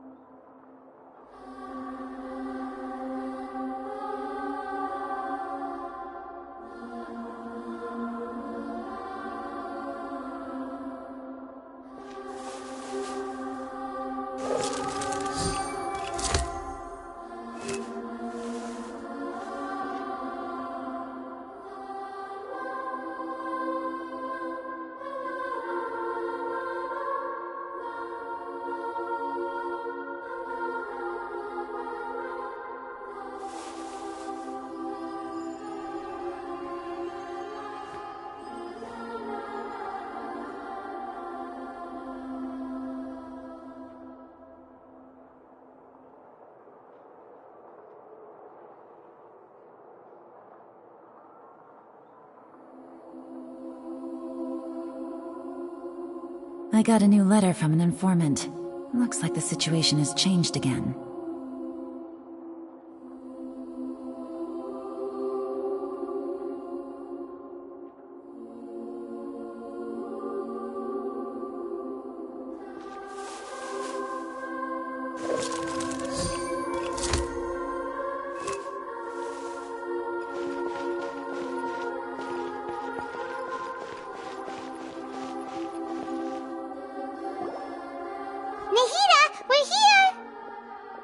Traveler, Paimon, how have you been? Ugh, where to start? Paimon hasn't had a moment's rest this whole time. That night, we ended up chatting and chatting until suddenly the sun was up, and then he decided he wanted to go to Inazuma. The Balladeer? This sounds like some kind of code name.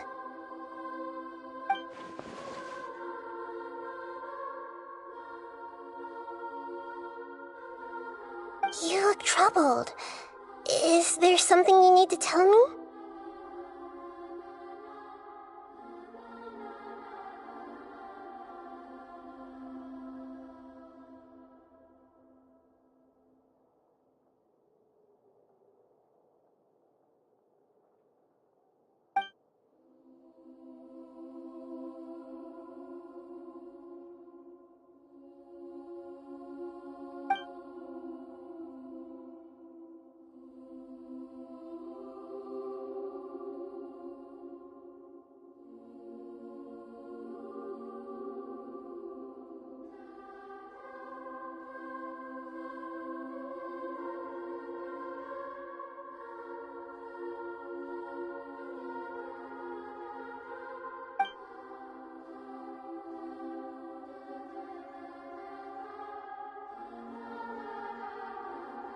Traveler?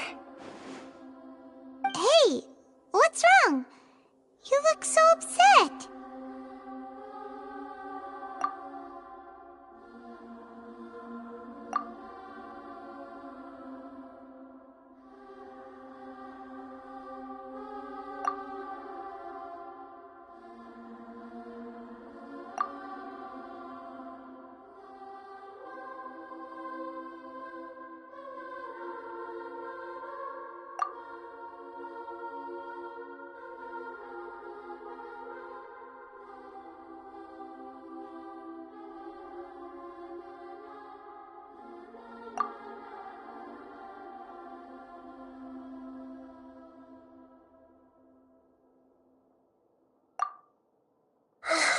It's quite a story. So, this puppet known as the Balladeer erased himself from Irminsul, hoping that he could change the past. But how was he even able to do that? As the traveler said, he very nearly became Sumeru's deity. Admittedly, I remember it a little differently. I don't recall finding anyone inside the machine after we defeated it.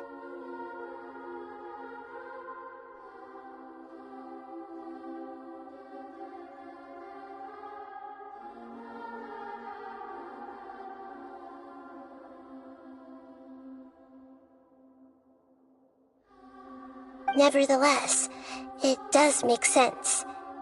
If someone were to successfully erase themselves from Irminsul, the world would change to reflect the new reality. So, you believe this person really existed, and we just don't remember him because... well, because he literally changed the world? Yes.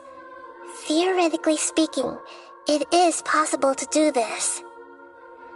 But I'm struggling to imagine the kind of person who would dare go through with it.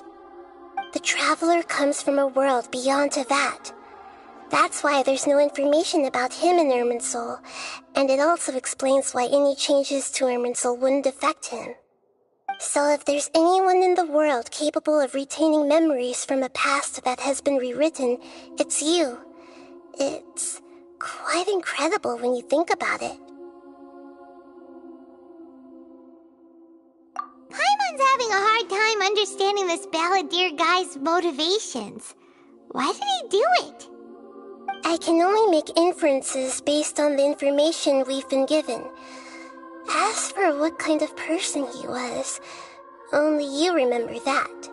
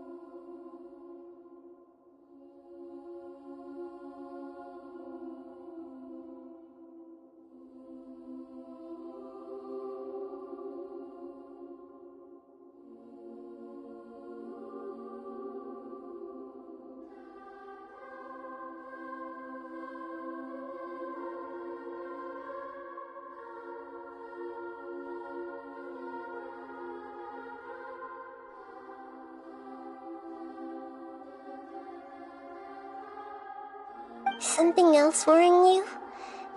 Something that you can't share? It couldn't change the fate of the ones who had died, right? Once the Balladeer realized he hadn't been betrayed after all, it must have completely changed his view of the people of Tatarasuna. Now he saw them as friends again. He couldn't keep hating humans after that, and if he thought there was a chance he could save his old friends, it would be hard not to try. This story makes sense, every part of it. The Balladeer tried to achieve godhood with the doctor's help. He was unsuccessful, but retained the power to connect with Irminsul. That power then enabled him to change what was recorded in Irminsul and erase himself, even though he didn't have much strength left. Yeah, it does make sense, but it still ended in tragedy for his friends. It just feels so hopeless. He gave everything to do this, but it seems like he got nothing in return.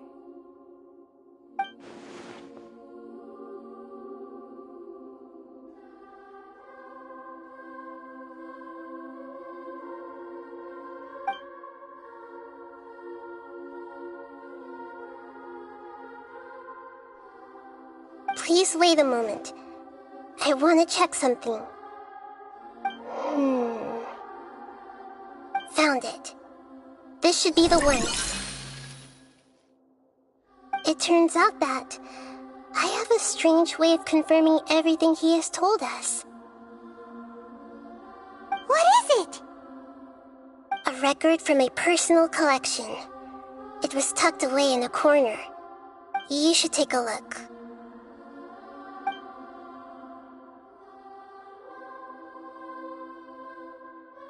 Is this a fairy tale? Who wrote it? I authored this record myself. Huh? You wrote a fairy tale that somehow has something to do with the Balladeer? When combined with the Traveler's narrative, it's clear that this story is an allegory. Everything in it is a symbol for something else. Hold on. So this record survived from the past? Yes.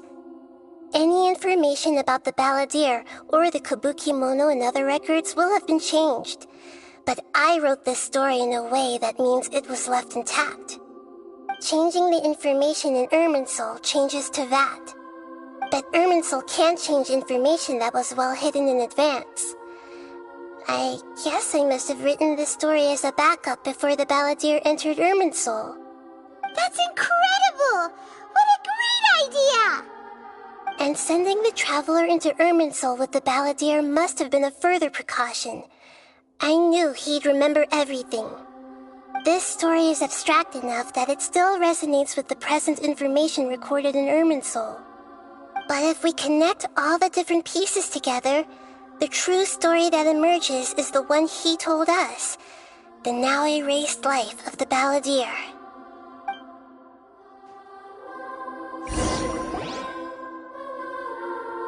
There was once a lone monster draped in fox fur. The monster found a family of foxes, joined them, and they became friends. The monster lived with the family day and night, and everyone treated it as one of their own. Once in a while, the monster would take off its fox fur at night, and lament to itself as it gazed at its reflection in the water. I am a monstrosity, yet they are too foolish to see it. I pity them. But the monster soon found solace when another came to live among the foxes who was not their kin. A kitten, carved from the wood of a white tree who had been abandoned by the humans. The kitten too wished to become a fox, but its tail was too slender and it could not grow a coat of richly colored fur. Yet when the other foxes saw this, they spoke words of comfort to the kitten. Even without a tail and fur like ours, you are still one of us. Furious at this happy resolution, the monster lit a fire on the mountain. The terrified animals panicked as the fire spread. The only way to extinguish the flames was to make a sacrifice. A gray fox stood up and addressed the monster. It said, "You are the cleverest among us. Surely you can help us find a way to solve this." The monster smiled, led the fox toward the fire, and murdered it. The gray fox's heart was turned into a beautiful drop of water, clear, spotless, and pure.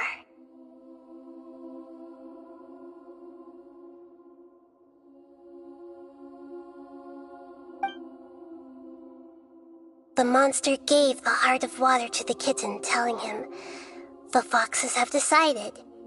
You are the one who must be sacrificed. Take this, quench the flames, and die for your fox kin. The fire was extinguished, but the kitten lived. It left that side of the mountain and found a little bird who had a broken wing. The two promised they would spend their whole lives together, but the little bird did not have long left to live. It passed away soon after. After burying the bird, the kitten left the mountain for good. Never again would it cherish a single creature nor a single blade of grass that stood on that mountain. The kitten spent the nights wandering aimlessly, gnashing its teeth at the moon. How it wished to swallow the moon and devour the moonlight. If the world could only return to darkness, then it would finally be peaceful and content. I will become the new moon, the answer to everything. Then, no one will know that there were once birds, foxes, and cats in this world. And no one can know that they were different.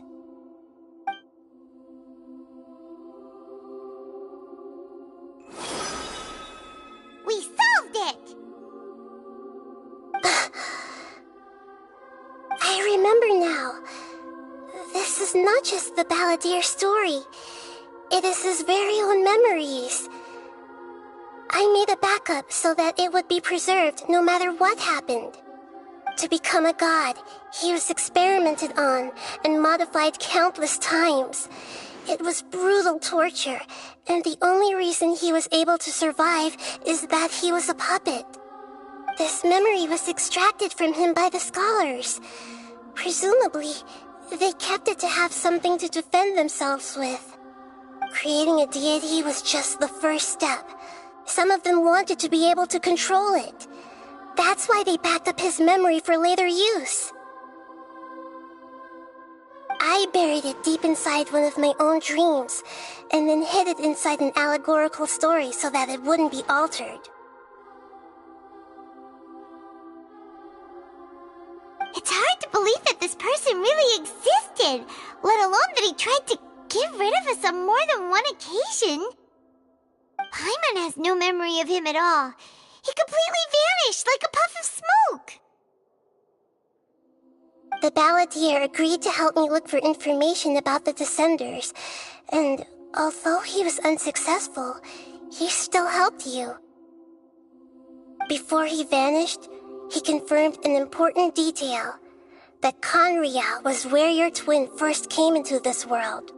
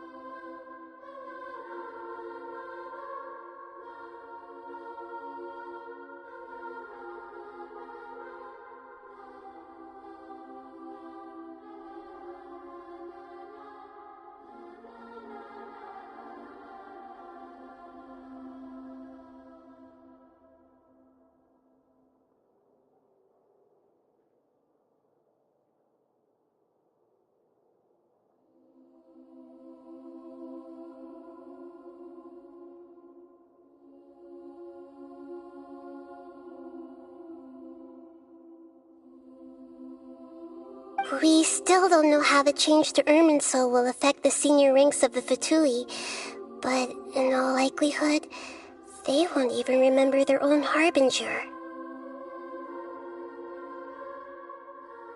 It sounds like Paimon wouldn't like this guy a whole lot if he was still around.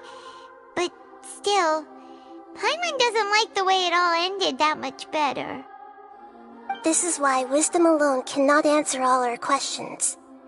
We look, we see, and we comprehend, but the question still troubles us. So the answer is not everything. People yearn to find the truth and then conquer the troubles they face. When you give someone the truth, you give them a chance to choose their own destiny. To others looking on, this may seem like a pointless endeavor, but for him, the chance to act on his desire to disappear must have meant a lot. Never forget that even when we walk beneath dark clouds along a road filled with suffering, the light of wisdom is always there, guiding us toward a better destination. And that is what you have been doing all along. Yeah, Nahida's right. Cheer up! How about we go get something to eat? We can pick up this heavy conversation again later. Good idea. Paimon, why don't you take him out for a walk to clear his head? You got it! Come on, Traveler! You need to get out of your head for a while. You'll feel much better after taking a walk. Let's go get a snack from one of the stalls in the Grand Bazaar! That'll be sure to lift our spirits. It must be really tough being the only one who remembers all that. But Paimon's always here to help cheer you up.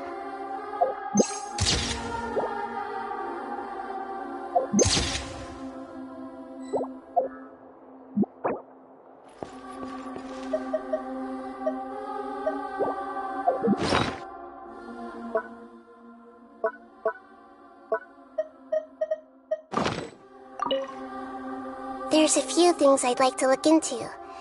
You should go take a walk and try to unwind.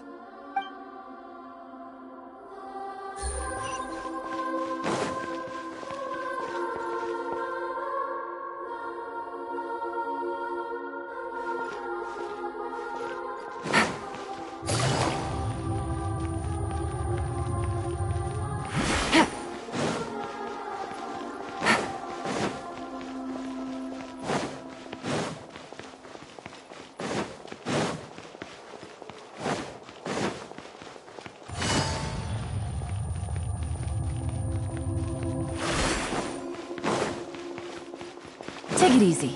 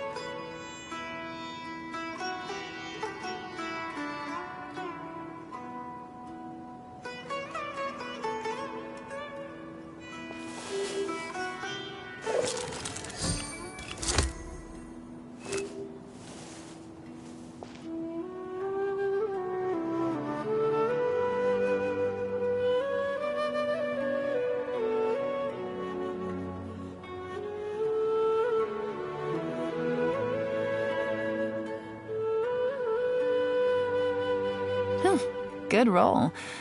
All right, maybe I'll take one more day off and knock out the rest of the work once I'm feeling up to it.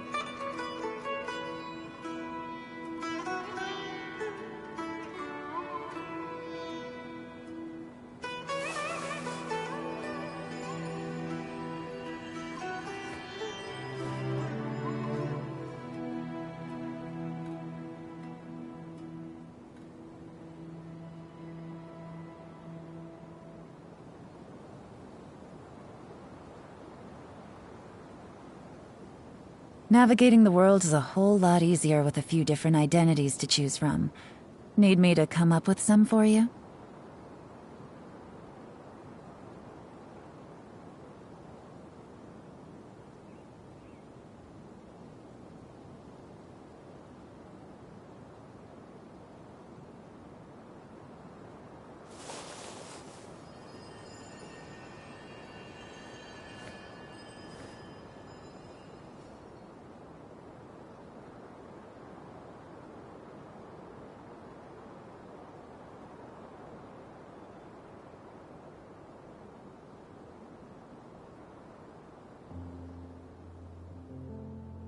I got a new letter from an informant.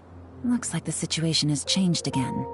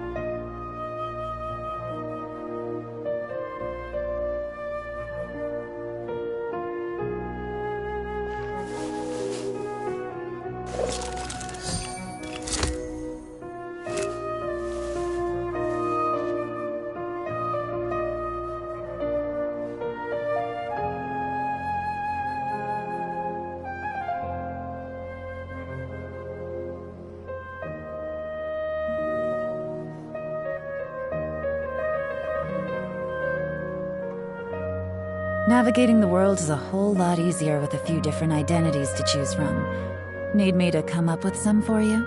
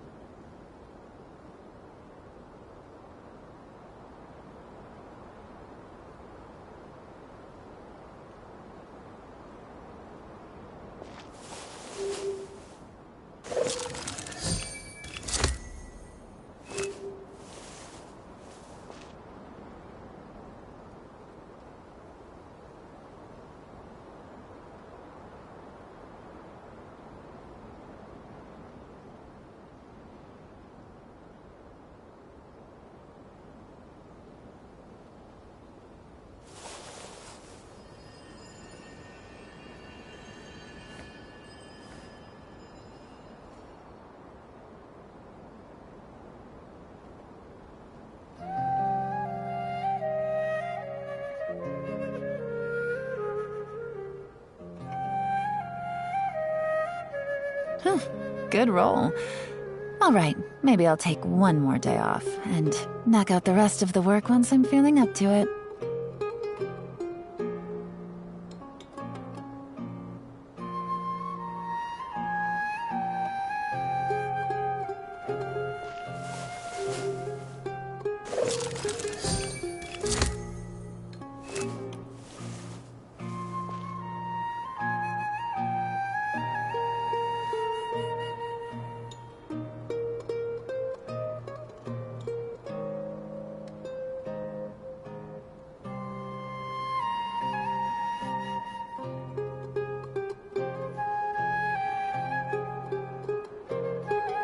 I got a new letter from an informant.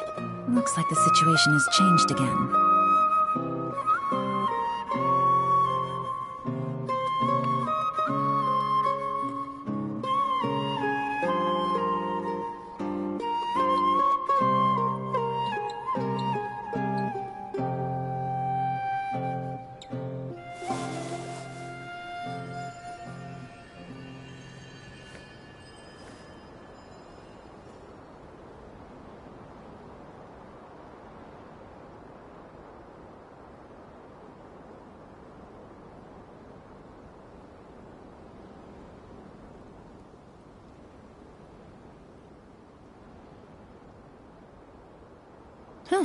Good roll.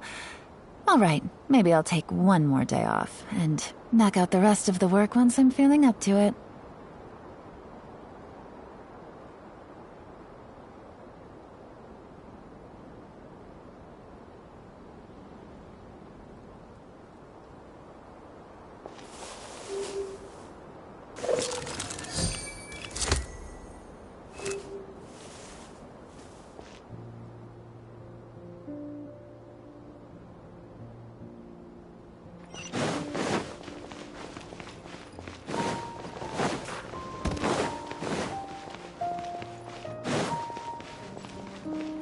Take it easy.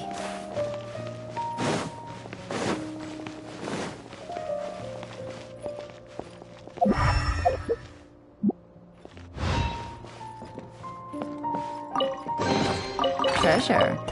One way to draw your target out of hiding.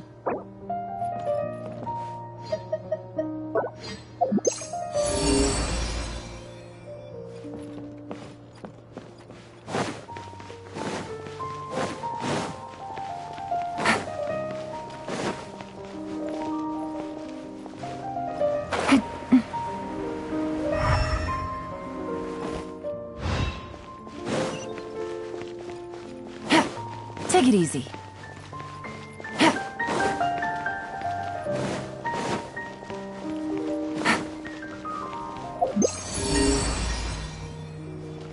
Take it easy.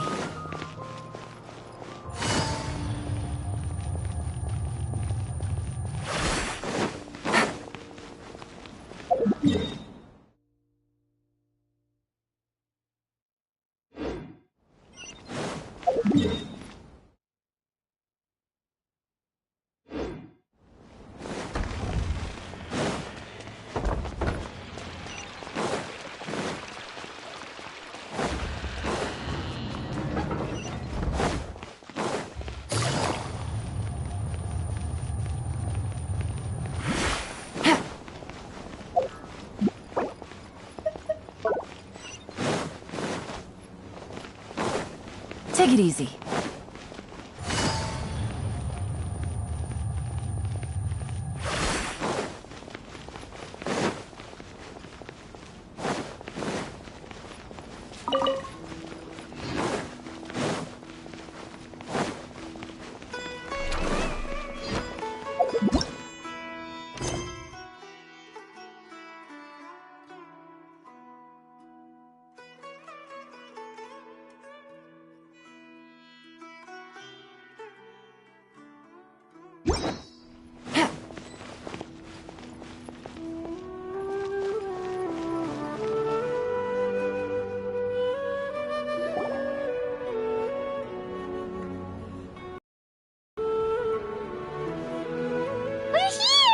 What should we eat first?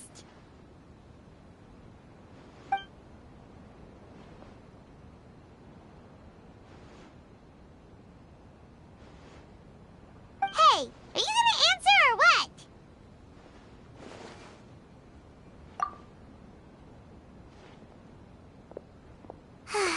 Alright, whatever you want. Well, Paimon will be right here when you figured stuff out. Then we can get something to eat.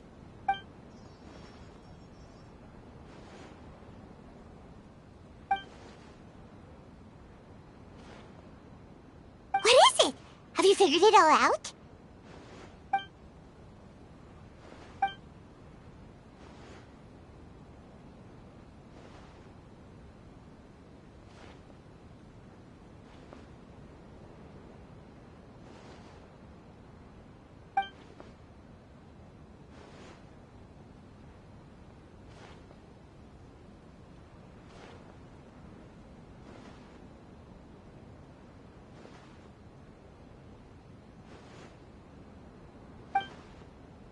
Why'd you jump up all of a sudden?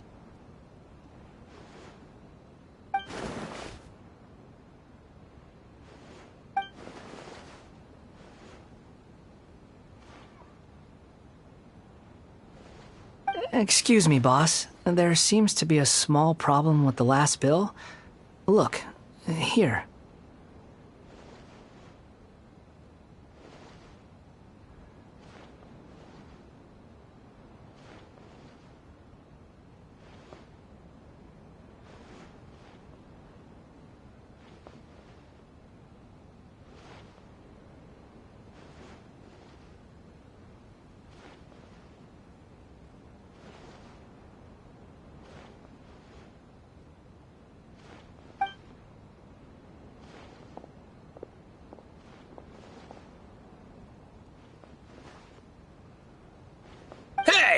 Hey, wait! Hmm? You mean me? No, not you. That kid! Didn't you see? Little rascal grabbed my last 2 fresh Sunsettias and ran off. Look, if you're gonna help out here, you can't keep spacing out, okay? What is it? Work's too boring for you? Or has the big city got too many distractions? I wasn't paying close enough attention. Sorry, boss.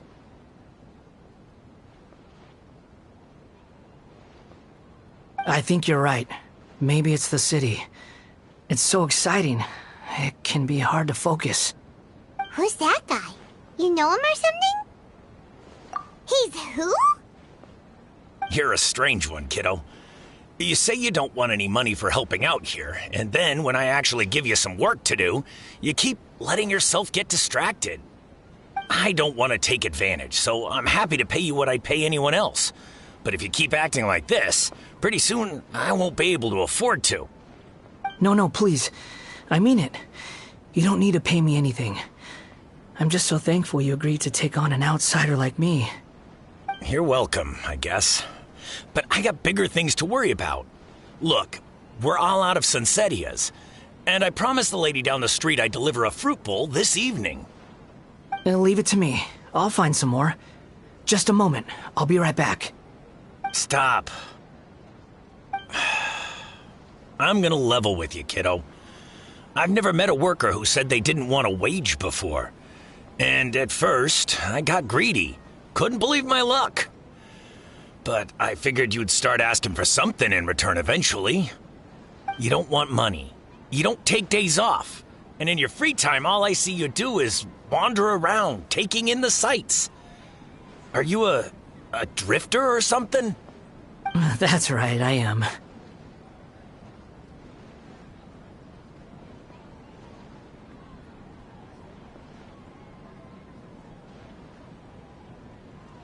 We can talk more about that later. First, let me get those fruits you needed. Sunsettias, was it? I'll be right back. Hey, what do we do now? Okay, stay out of sight. Don't let him see you.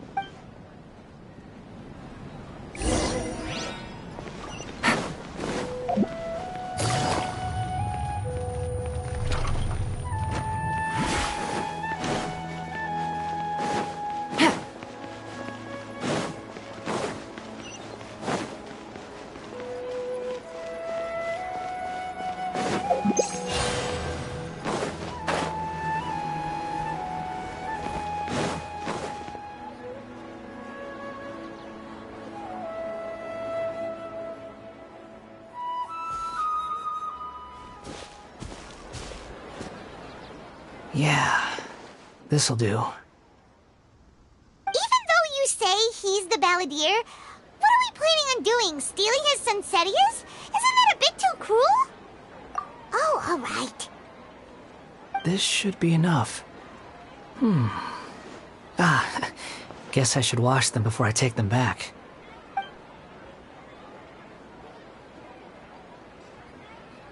Huh? You two over there. Is there something I can help you with?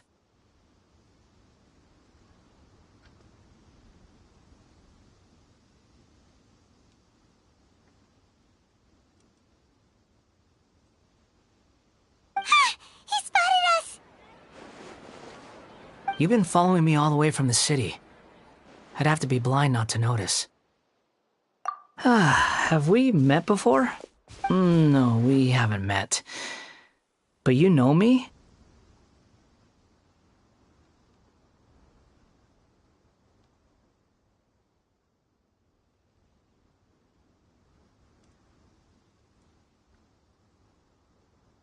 I have no recollection. Are you absolutely sure? Sorry, but I just can't take your word for it.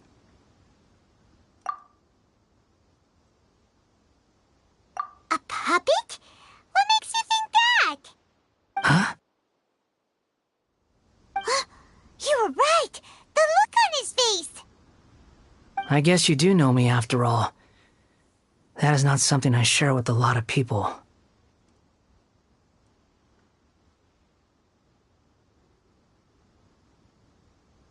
Look, I'm just a wanderer. But seeing as you've gone through all this trouble to track me down, I'm sure whatever it is must be important.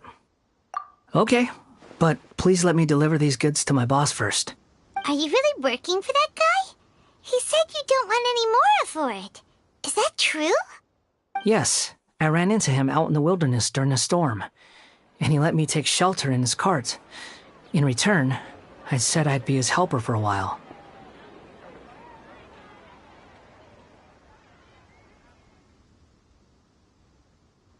That's oddly nice of you. Let me take these back. Then I'll come with you, okay? Then let's return to the city.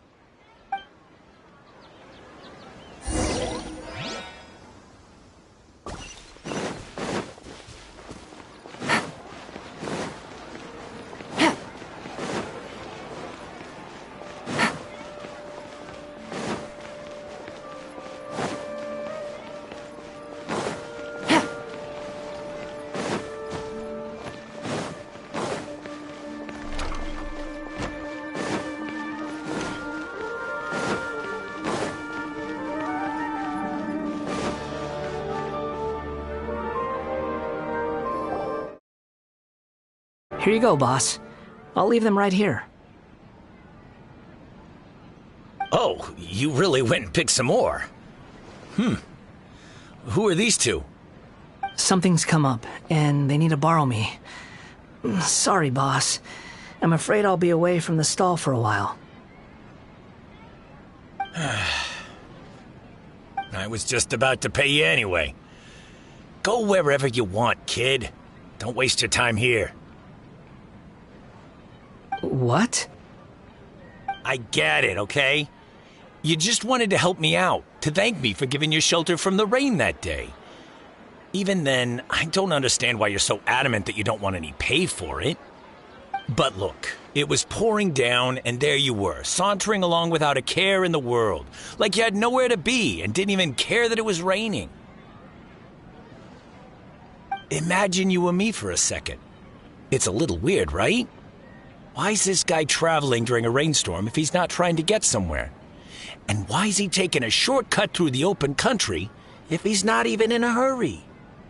But anyway, taking you in didn't put me out even slightly. You don't owe me a thing for it. Certainly not all this. Your time is valuable. You know, you should go live your life. But I don't...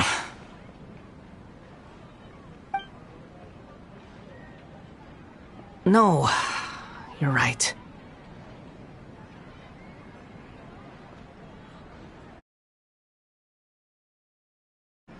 Then I suppose this is where we say goodbye. Thank you again for taking me into the city. Don't mention it, kiddo. I've run into all kinds of characters over the years. I just hope you find your path. Thank you. All right, done. Thanks for waiting for me. We can go now.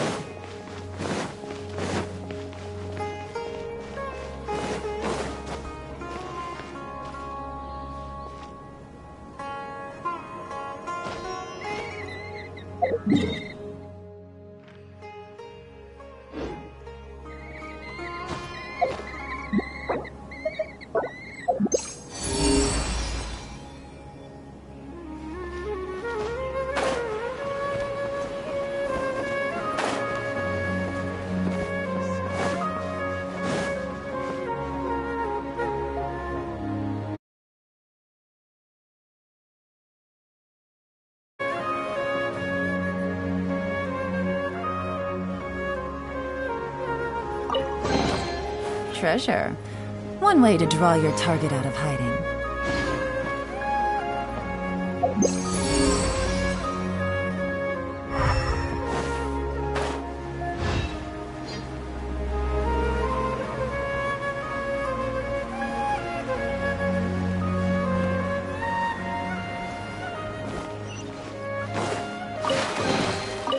chest full of valuables and a trove of potential clues. Take it easy.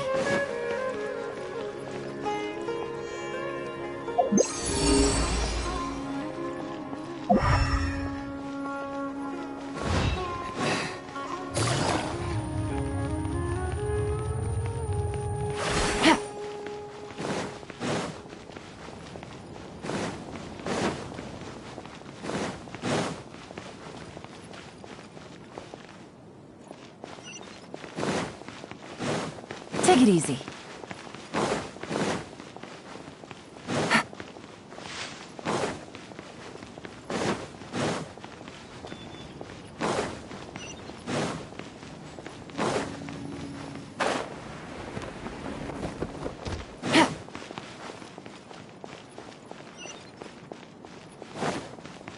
Take it easy.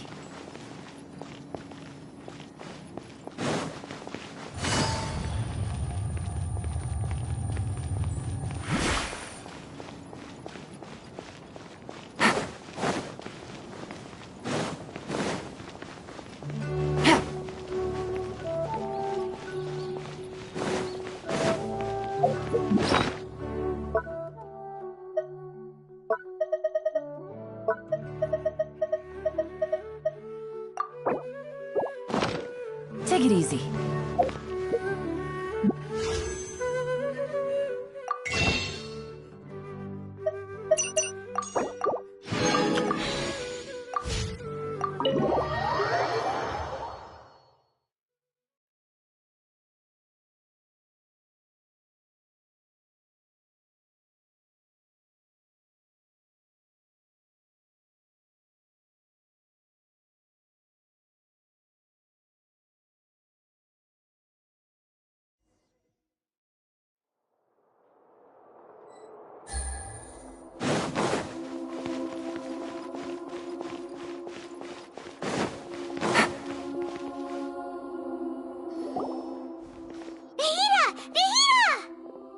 What's wrong?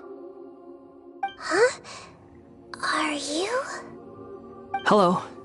I do apologize for the sudden intrusion. We found this guy in the street, but he doesn't seem to remember anything. So, yeah, quite an eventful walk. You say that you are trekking across to Vat to train yourself. Many other Inazumans who describe themselves in this way call themselves Shugenja. Why do you refer to yourself as a wanderer? Well, it seems more relevant in my case. To me, it sounds like a plant with no roots.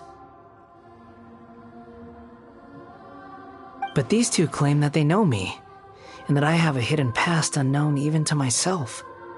I wouldn't call it the past, but rather... this is a difficult one to explain.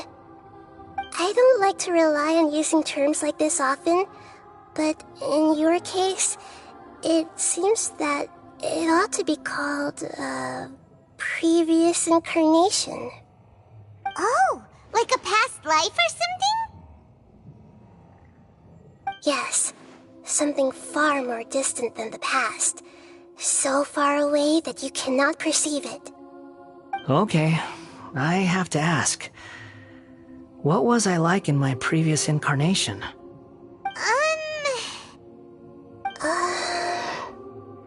Oh, okay. I see. You want to tell me, but you can't bring yourselves to say it. Looks like I didn't have the most wonderful existence in my previous incarnation. If it's that difficult to talk about, I have no doubt it will be just as difficult to hear. But I'll be able to handle it. Please, tell me the truth. Is truth something you care a lot about? Yes. Then I'll be straight with you. In your previous incarnation, you did many things that would be considered evil. You nearly died because of what other people did, and many died because of you. As a non-human being, you hated gods and humans alike. You drifted from place to place, never able to settle, even where you found status and identity. You adamantly believed that you were missing a heart. Actions rooted in persistence sometimes bear bitter fruit. Sometimes, you have to let parts of yourself go, or you'll never be happy.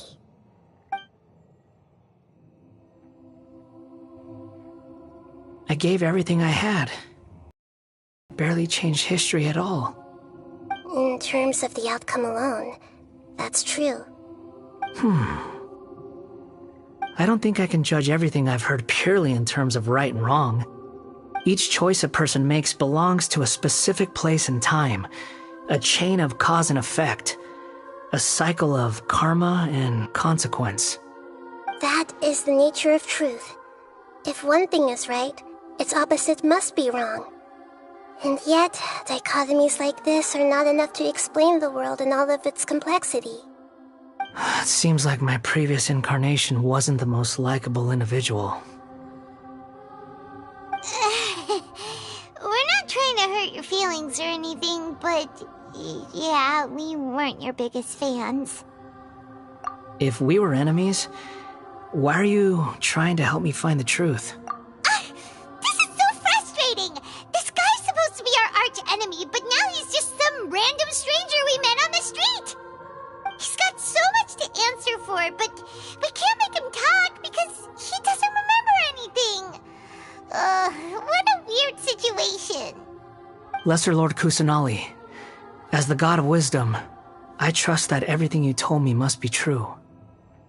Yes, it's all true. I can even show you the memories themselves, if you're willing. Please, I want to see them for myself. I want to experience my own transgressions. Even though it will cause your present self great mental anguish? I'm just a puppet, with no heart and no name. There is nothing in this world for me to cling to fill the void within me.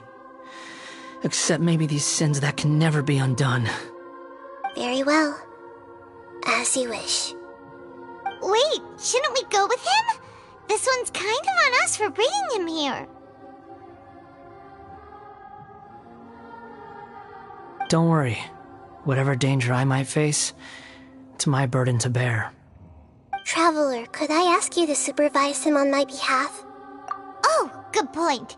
Given your, unique situation, we'd better keep an eye on you. Understood. Thank you. Now, prepare yourselves, everyone.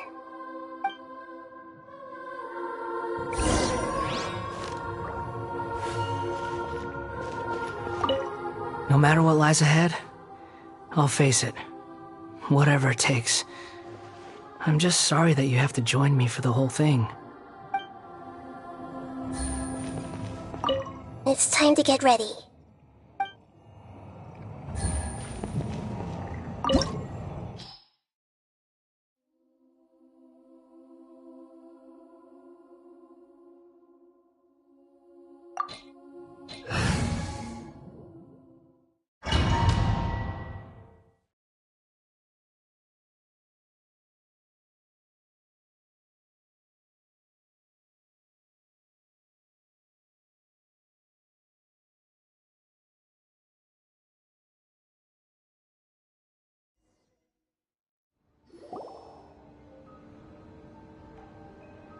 This looks like Inazuma.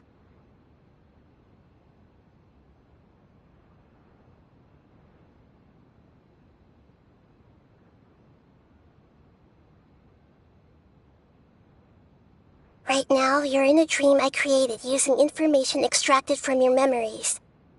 These memories will show you the raw truth, but be aware that enemies may react just like in the real world. Please be careful. Sounds like an immersive experience. It's a good thing we came along. You don't need to do this for me. I don't deserve your protection. We never give up halfway. Well, we had to once, but that was your doing. Alright. Thanks. Wanderer, this is the Shake Pavilion. In your Balladeer incarnation, this is where the Electro Archon placed you after your creation. You had a great many memories here. Is that because this is kind of like his birthplace? You could say that, in a sense. You'll see why shortly. I hear footsteps. This place is huge. I can't believe the landslide didn't fill it in. I wonder who built it. The Crystal Marrow Miners? No, there's no way. Look at this exquisite construction work, and so well preserved, too. No mining crew would be capable of this. There's someone passed out on the ground. Who are you? You're awake. What happened? How'd you get stuck here? Are you injured? Not a scratch. And these fine clothes. Who are you? This man is Katsuragi, deputy to Torichiyo's adopted son, Mikoshi Nagamasa. He found the Balladeer in Shake Pavilion and took him back to Tatarasuna. And the rest is history. Well, it used to be. In the original version of events, Katsuragi was ultimately killed by Nagamasa. Let me get you out of here. Our people are nearby. Hang in there. During the Tatarasuna incident, Niwa was murdered by the doctor disguised as a mechanic. The Balladeer, then known as the Kabukimono, disappeared not long after. As the second in command at Tatarasuna, responsibility for what had happened fell to Mikoshi Nagamasa. But Katsuragi had sworn lifelong loyalty to Nagamasa after the latter had once saved his life. At Katsuragi's insistence, Nagamasa killed him to put an end to the Tatarasuna incident.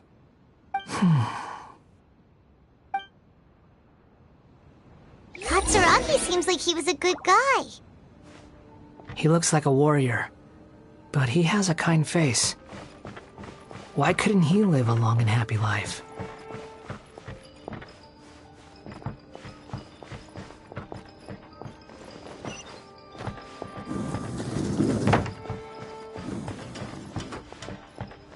Nagamasa, I found this young guy in a cave sealed off by a landslide. He doesn't remember his name. Well, we need to call you something. I hear the workers are calling you the Kabukimono. That's fine with me. Katsuragi, report to Niwa. Tell him we have someone new joining us.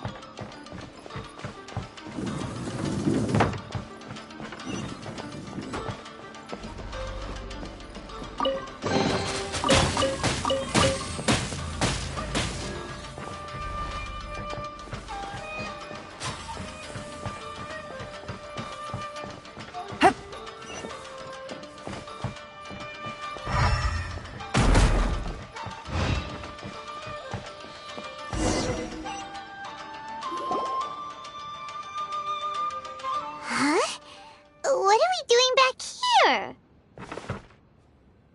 Whoa, this is where you were born? It's pretty, but there's nobody here. I was abandoned, like you. I lived here for a while at first, but there's nothing for us here. We can't stay. Okay. I heard my mom and dad used to make swords, but the factory manager died, and then my dad got sick.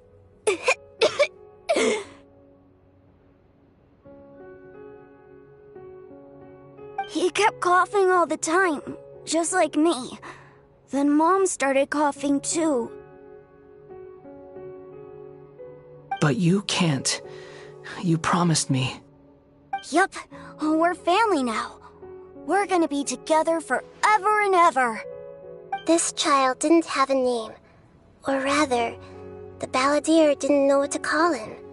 His father died before he could name him. After his mother died, the child stayed in their straw hut alone. Some of the neighbors helped to raise him. After leaving Tatarasuna, The balladeer ran into this child who didn't have a name, just like him. They made a promise to live together.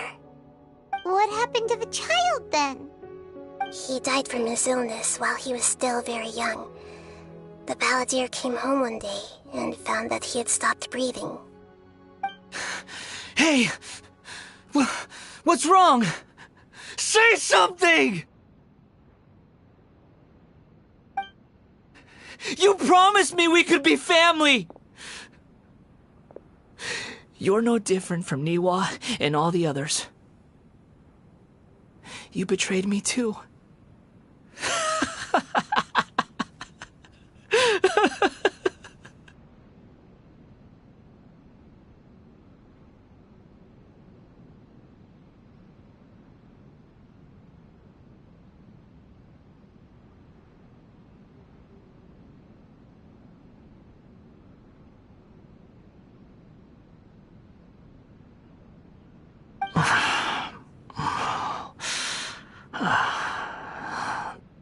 The voices have gone.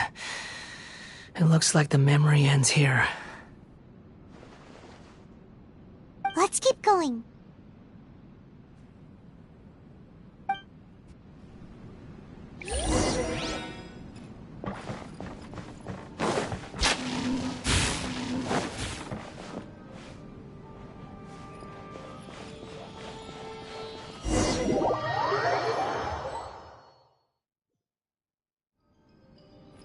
You do realize you're blocking my path. I come not to obstruct you. I've been waiting. What you are truly is a weapon. One that could be wielded with an iron will. Or you could continue to drift aimlessly. Are you trying to win me over? Long-fated rebellion has begun. Why not take your place at the banquet and join those who shall feast?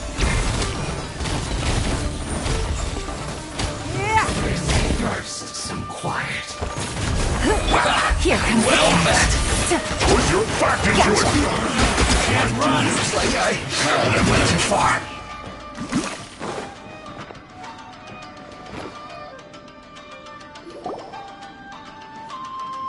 This place is dark.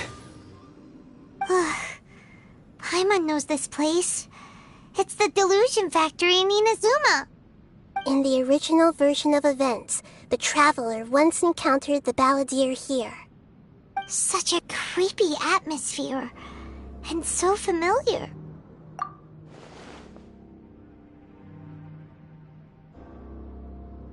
Hey, look over there! Well, well, my fair lady. Is this rundown factory and these incompetent fools all for me? Wow. You shouldn't have.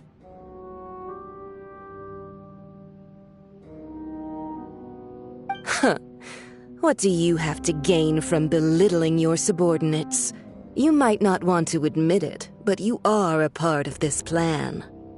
Perhaps you find fighting in the abyss to be a more meaningful use of your time? Oh, but of course, even this pales in comparison to being experimented on by the doctor. What a sharp tongue you have.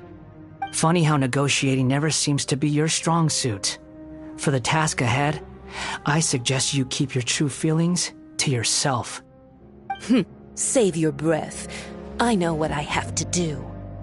I'm sure you think so, but I still think you need to hear it. Don't start thinking you're invincible, and don't let your emotions get in the way.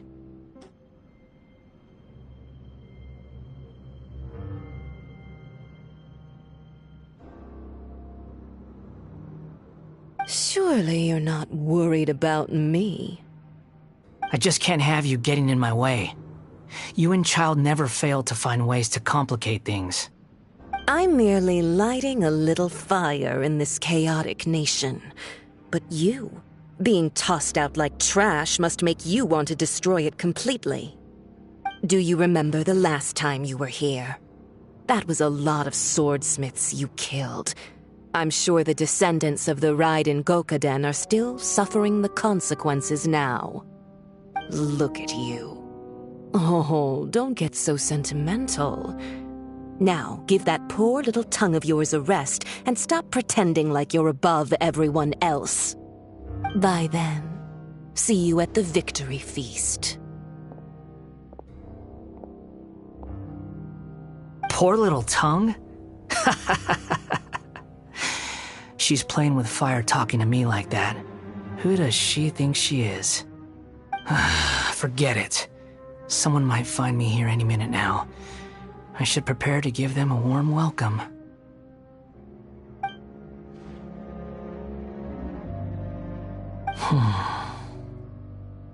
The plot does not end here.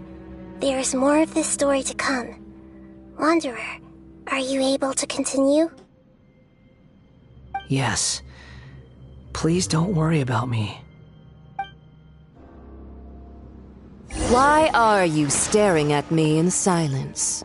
Can't you think of a nicer way to express yourself? I'm under no obligation to be nice to you. Besides, I thought nothing mattered to you except results and your own interests. Isn't that right? Witch? Muddle-headed puppet. You're only number 6 because you can take more abuse than other humans. Do you really count that as an asset? You're about as much fun to be around as a raging inferno. But before we murder each other, it'd be best if we finish our duties.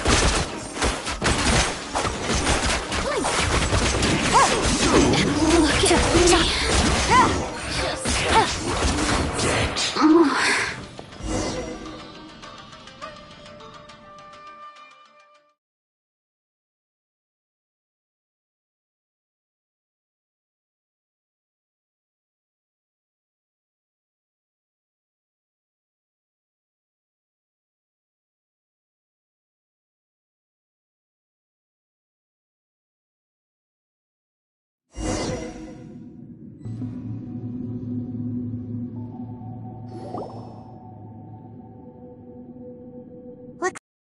In Sumeru.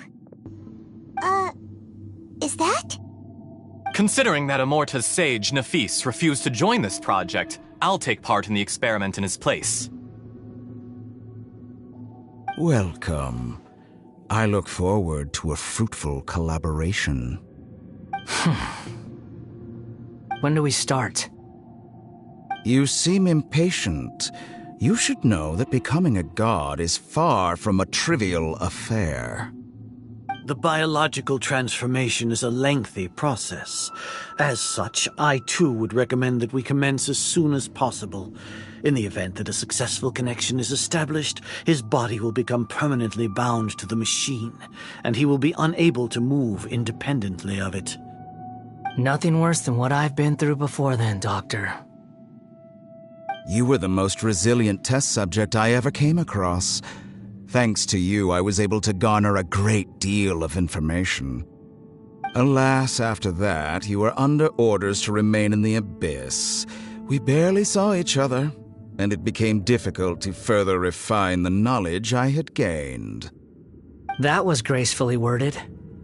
Ever wonder what they think if they knew that nothing matters to you, apart from your crazy experiments? I suggest you speak to me in a more respectful tone, Scaramouche. The mere fact of your utility does not make you indestructible. The doctor again? That was uncomfortable to watch. That person gives off a very sinister energy. It's normal for him to give you the creeps. He scares the bejeebers out of Paimon. Let's move on.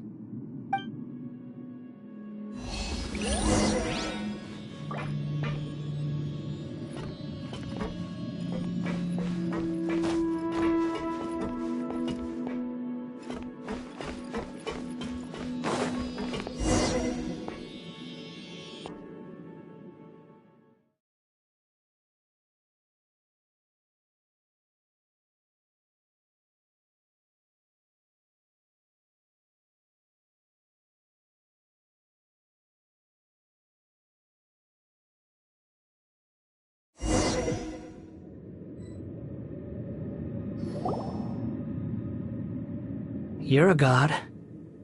Do you think I'm evil?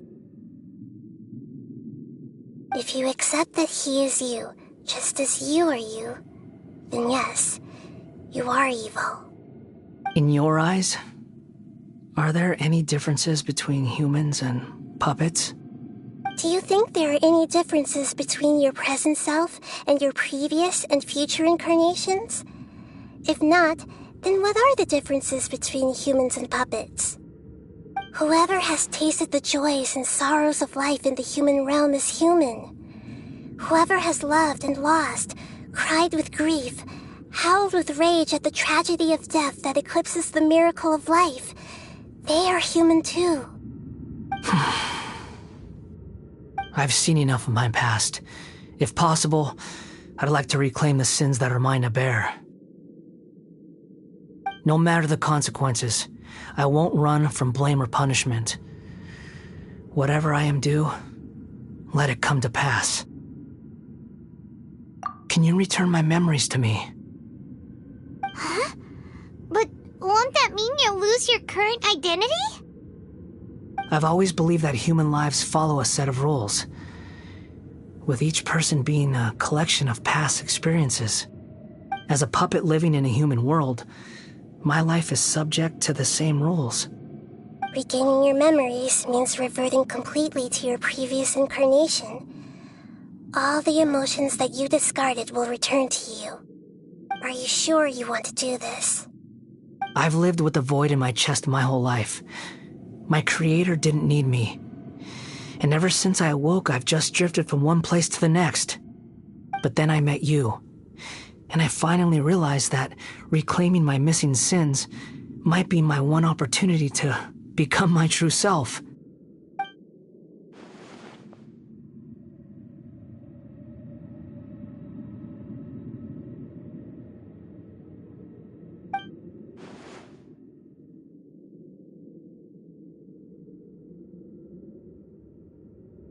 I've always felt I have an innate tendency to yearn for something more, in a way that goes deeper than for most people.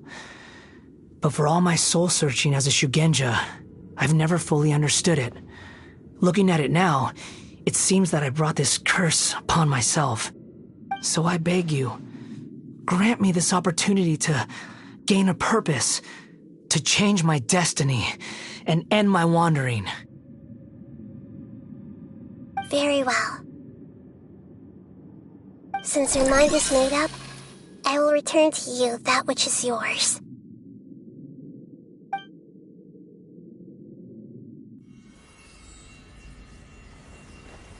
You have made your decision. Now, take this.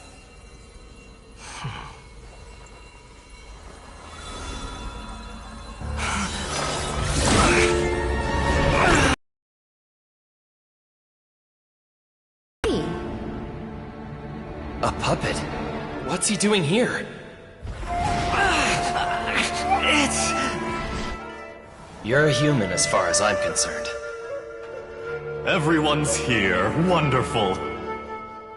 What a fine blade. Nagamasa will be thrilled. This is my...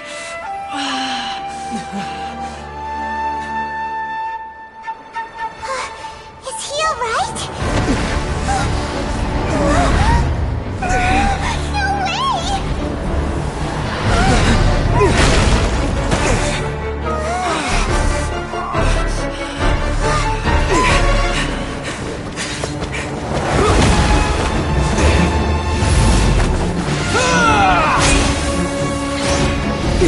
way!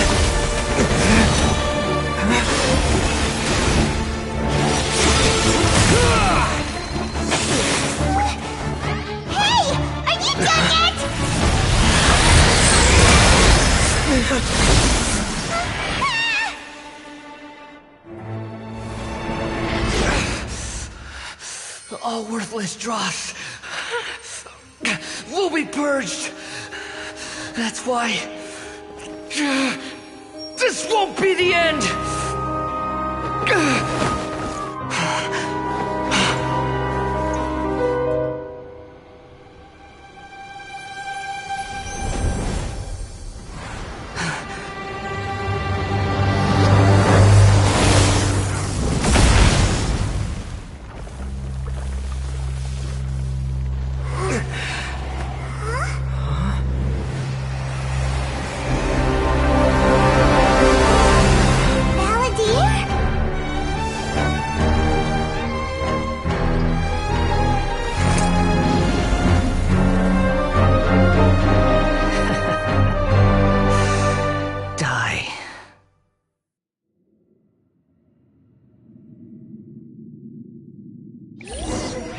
This is trying my patience. Have you got all your memories back now? Stupid questions.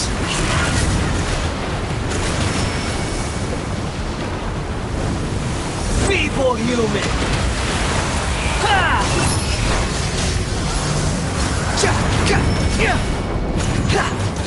You're dead! Behold!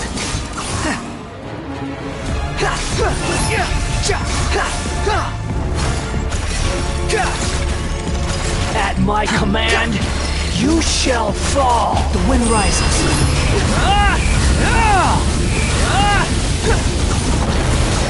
Search for it! Insignificant pest!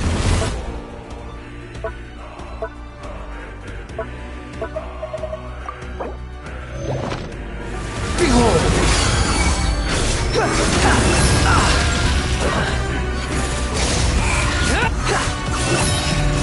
Know your place!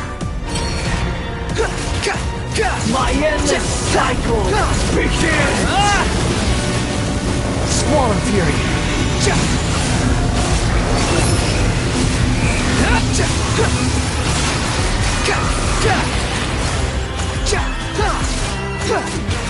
Feeble human! The wind rises.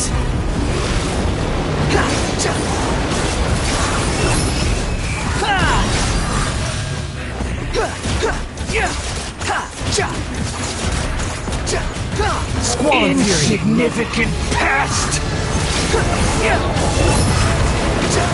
You're dead!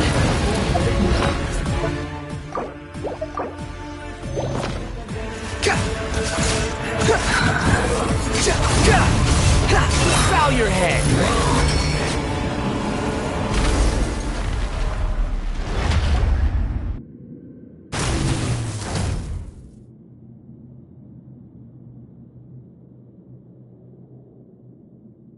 Imbecile! Get out of my sight. It disappeared. Did we win? What did you expect? I'd never lose to that. There's the tone of voice again. You're definitely back to your old self. Wait, but it was you inside that thing too. What have you got to be smug about? Sorry. I'm harsh on myself and everyone else. Just the way I am. You sound like you're concerned about me.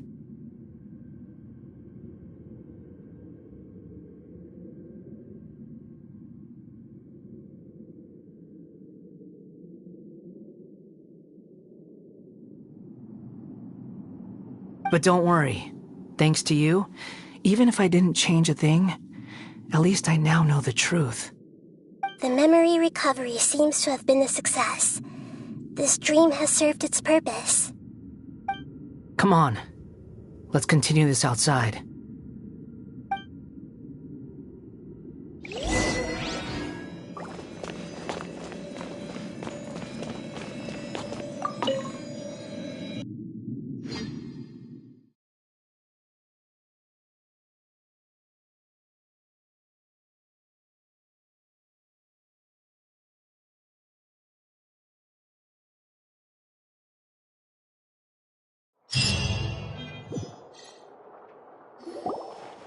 Welcome back, Traveler, Paimon, Balladeer. It feels like we just went on a really long journey. Paimon's exhausted. You don't like being addressed by that name? It's fine. But I was just thinking, I should probably change it. After learning about everything the doctor did, there's no way I can carry on using a name connected to him. I'm not planning on returning to the Fatui, and they wouldn't take me back anyway. Recent events will have affected a lot of people, and they might not even remember who the 6th is. So, you're quitting the Fatui for good? It's like you said, Lesser Lord Kusanali. Everything may look futile, but it wasn't completely meaningless. At least I made a lot of people forget about me.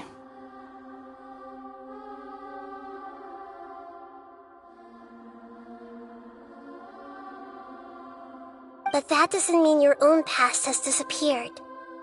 Of course. And your main goal, for which you gave up everything you had, you weren't able to achieve it. I hope you can see and understand that. Changing the world, changing the past, changing the fates of other people, these are not simple things to accomplish. What you are looking for is complete annihilation. But this is just a fantasy. Even if the Balladeer is removed from existence, the world will not heed your will. Indeed. How ridiculous. Do you regret doing all that when you've gotten so little in return? Even if I'm completely worthless, there's nothing in the world worth regretting. Lesser Lord Kusanali, you purposely left that information in Irminsul, didn't you? Yes, and I took pains to make sure that you'd acquire that information naturally. Why would you go to such lengths? You trying to win me over too? In all honesty, your past experiences have made you a useful asset to Sumeru and to me. Winning you over was indeed a part of my plan. But before that, I wanted to tell you the truth about your past. If all I wanted to do was use you, then I'd be no different from the doctor. Very clever. I guess you could say that's one of my virtues. Utility to others is what gives me worth. So if embracing my sins is what it takes to make me useful again, so be it. Oh right, I almost forgot. You're the good guys. You're into justice and all that. Sorry if I have a slightly different perspective on things, but I don't feel like I've been duped. The wisest leaders are fated to end up with the best helpers. I can live with that. I'm glad you're able to think of it in that way. Traveler, in the future, I'll continue to search Irminsul more deeply and see what secrets can be uncovered, including the beginning of your twins' journey recorded in Irminsul. What exactly happened before and after that point? I want to know as well. I will try. Traveler. After I dove into the information torrents in Irminsul, why did you go to Inazuma? So that's how you found out whose fate had changed. And how? Well, whatever your reasons, you did me a favor, and I'll do everything I can to pay it back. Borrowing and returning are the only real relationships between individuals. I'll balance the books one day. Don't you worry. That's not true. A relationship between two people is not simply a ledger that can be reset to zero. I think deep down you realize this. People who show up in your life don't just evaporate like water drops and leave nothing behind. There is no such thing as balancing the books. Some things in this world can never be brought back, and they can never be changed, which is why there is emotion in the human world. Everything that you feel is real and lasting, and whatever is missing in you will not be made whole. To be human is to live with imperfections. You can choose whether or not you want to be human. But humans can't live without a heart, can they? Anyway, I gave up trying to become a human a long time ago. You understand what pain is perfectly well, even without a heart. You're just bearing your feelings. The past is set in stone, but you can keep moving on. And the longer your future lasts, the shorter your past will become, until one day, it is but a tiny fraction of your life.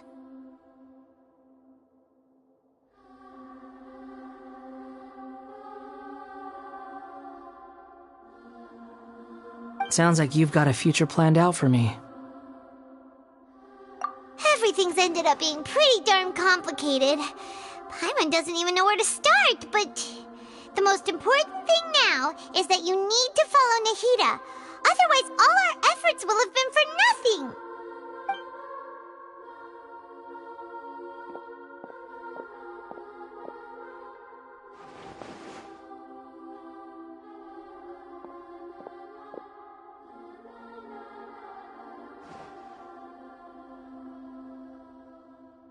Then I guess I'll be helping you from behind the scenes from now on. I'm glad that you've accepted our proposal. Why don't you choose a new name to celebrate? Ooh! Paimon wants to pick an ugly nickname for you, too! Why? Because Paimon still doesn't like you that much. Then I hope we don't see much of each other in the future. A name is life's first gift. You didn't say it out loud, but I know that's what you're thinking. The Traveler and Paimon have helped you a lot.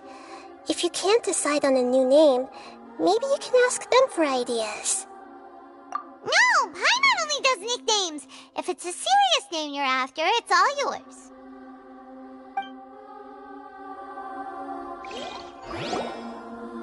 Have you got anything?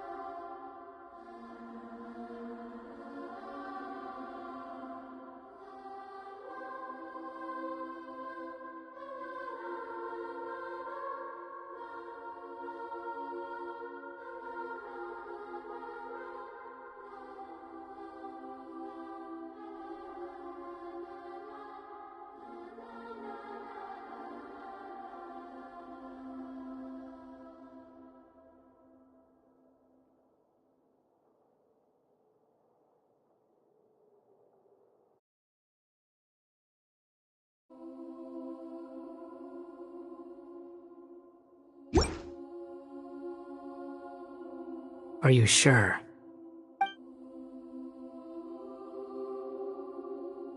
Oh, alright. If you say so.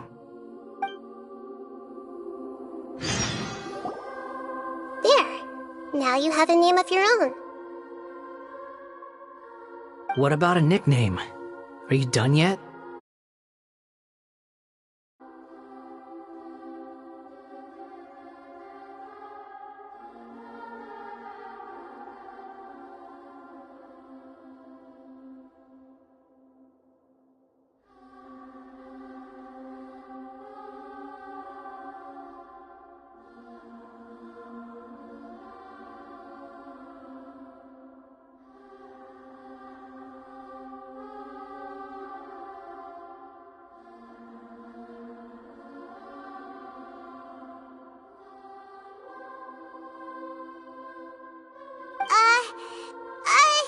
Still thinking. Stop rushing me! Take your time. I don't need to see you again until you've thought of one. Everyone who manipulated me and made me suffer will have to pay the price. You mean the Fatui? The doctor, at least. Now that your stance has changed, I believe your future path will change accordingly. But it won't be immediate. You still need some time to compose yourself.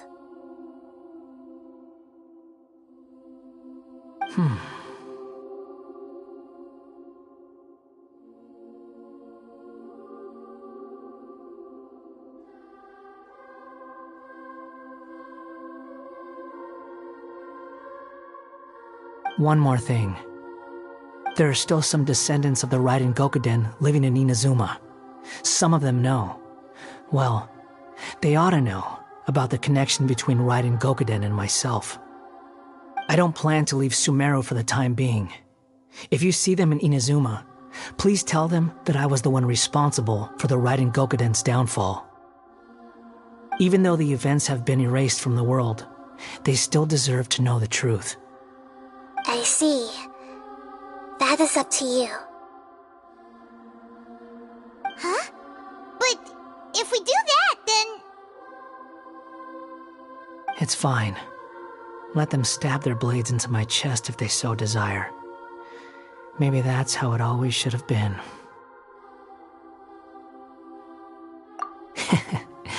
No nonsense. I like it.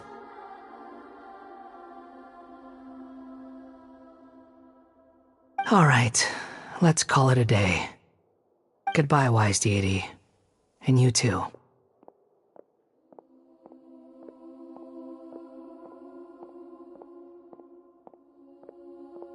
He's gone. What he went through today would have been like living an entire lifetime in an instant. He'll need some time to calm down. Yeah, true. But even so, after everything that's happened, he doesn't seem quite as fierce anymore. So we can finally go eat? Paimon is starving. Thank you both. I hope you will find somewhere nice to go and relax for a while.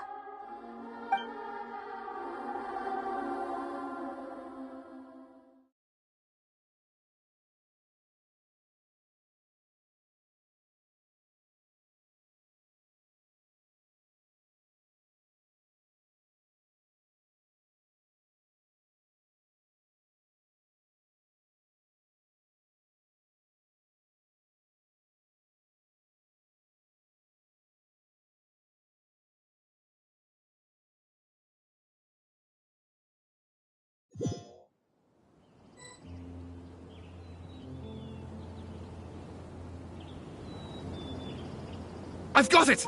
I can end my novel with some words from Mikoshi Nagamasa.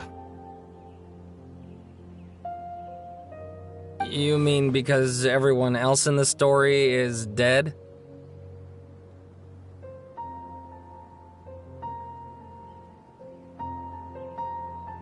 Yeah, I heard that Mikoshi Nagamasa died at a ripe old age. He's the perfect fit to be the narrator of the epilogue. The dark clouds had dissipated, but they continued to cast their shadow in Mikoshi Nagamasa's mind for decades to come. Then, one night, as an old man, he had a dream. On the night when that prized blade, the Daitatara Nagamasa, was forged, the people rejoiced, and there was painting, dancing, and drinking. All these expressions of joy melted down in the furnace fire and turned into red clouds that rallied around the final sunrise that Mikoshi Nagamasa saw in his lifetime. Life is a story too long to be told, a journey that you must walk to behold.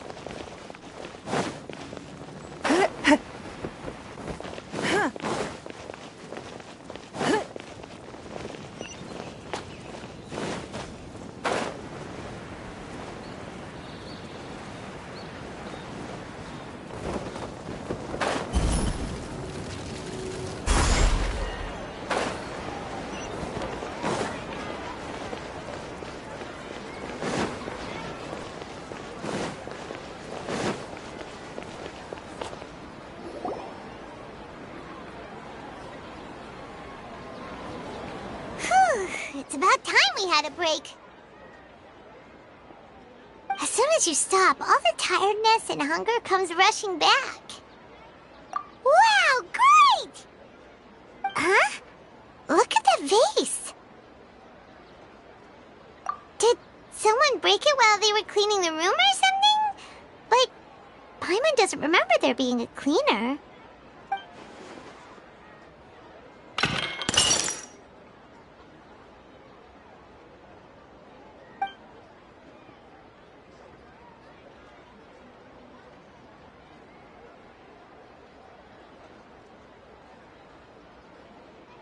You sound lost and confused.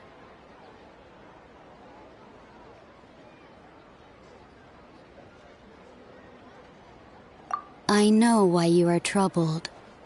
Any who knew of this would find their mind overwhelmed. Huh? Is there someone here talking to us? Unfortunately, the fate of Tevat cannot easily be changed. Perhaps a god may have a slim chance, but for anyone else, who can say? When a small animal runs into a tree trunk, though the tree may sway, it is not displaced. The same is true of fate, like a vase that falls to the ground. Whether it is broken by a cat or by a bird, the result is still a broken vase, is it not? Who are you? How do you know about all this? History does not change easily, but human hearts can. Believe your own eyes. Only that which you see is true. What is unseen is but an illusion.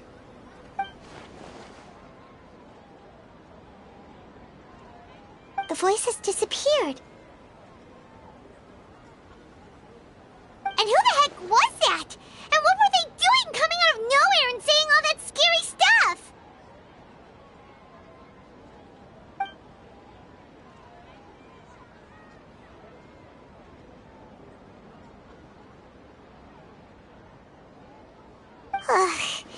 Anyway, that vase is still lying there broken on the ground. Should Paimon go get someone to clean it up? It feels wrong just leaving it there. Just a moment. Paimon will be right back.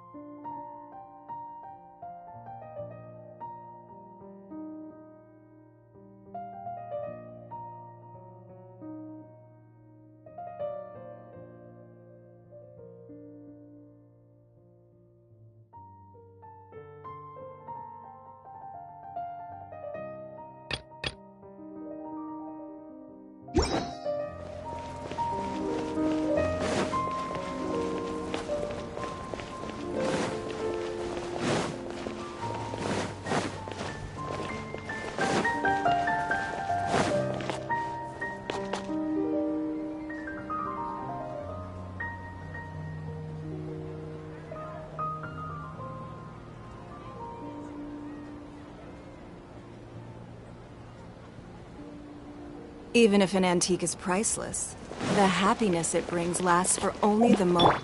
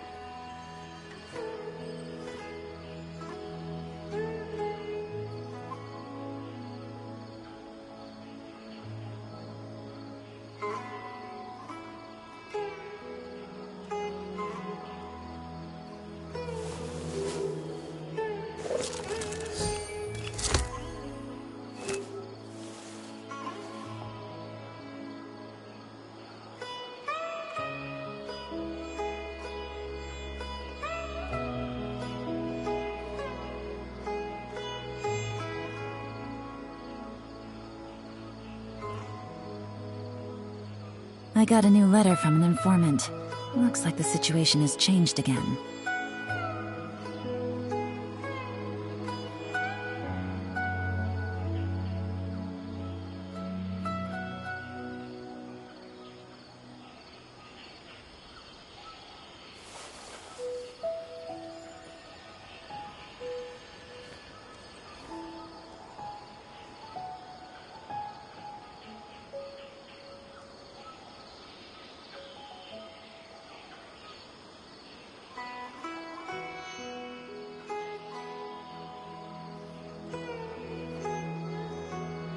Navigating the world is a whole lot easier with a few different identities to choose from. Need me to come up with some for you?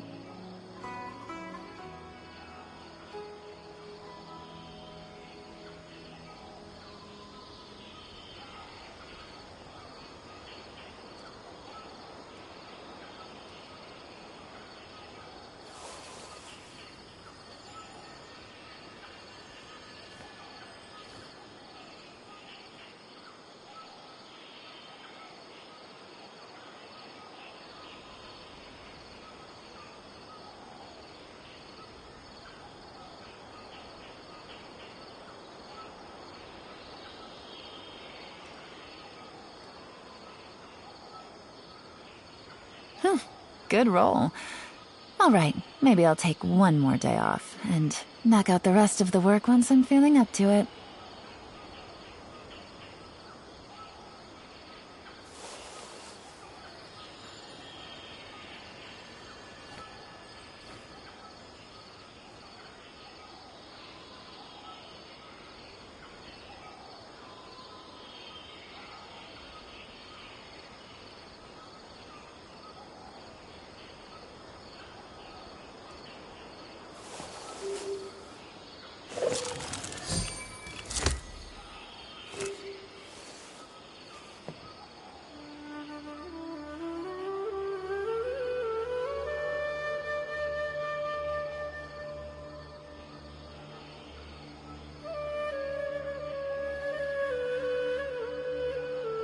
Navigating the world is a whole lot easier with a few different identities to choose from.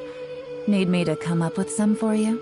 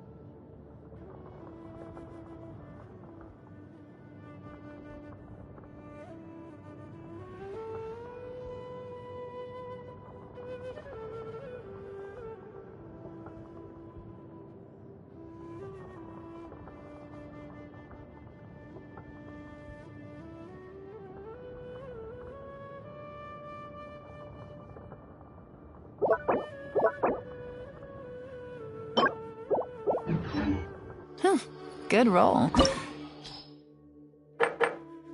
All right.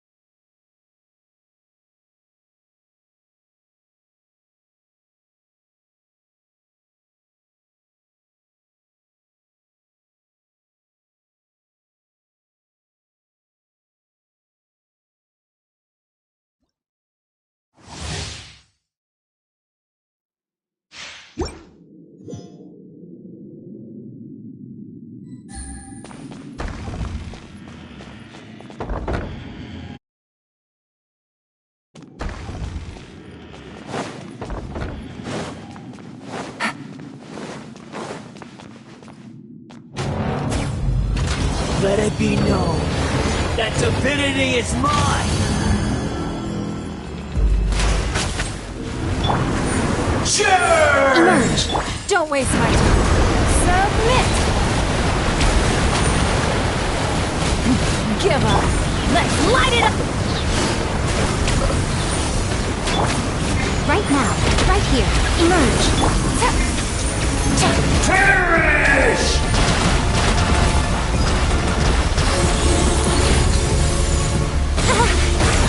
Busted. At my command, you shall fall! Take it easy. Everybody stand! These are about to get dicey. Gotcha. Feeble human! Busted.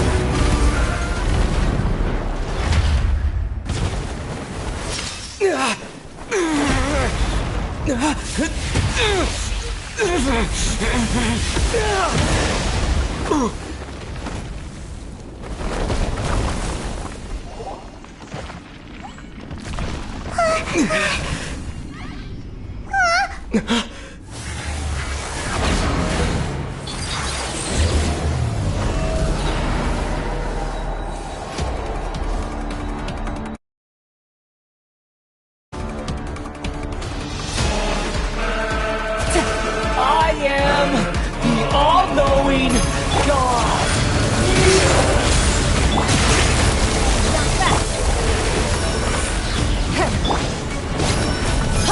Your life is mine! It's not... Burn to oblivion!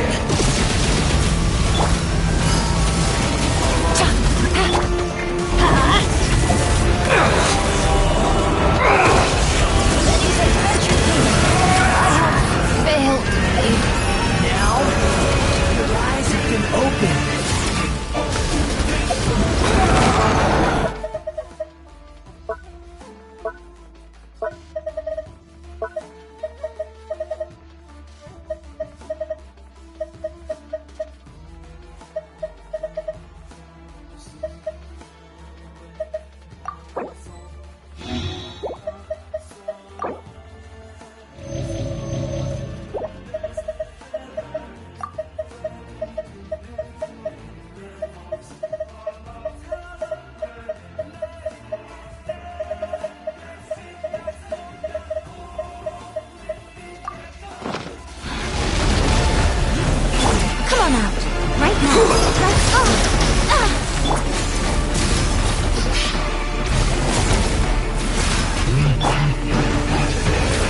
Reality?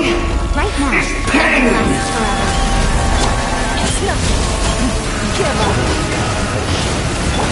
Gotcha.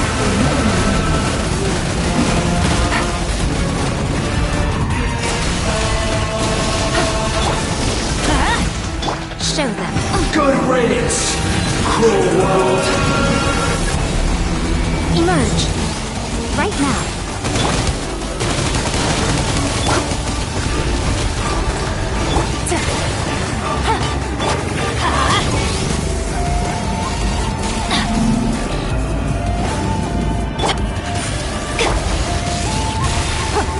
Don't waste my time.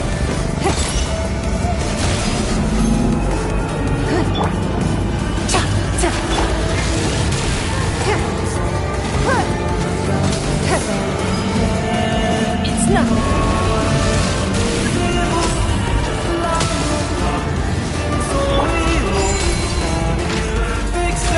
Your new god awakens! Now, your eyes have been opened to oblivion!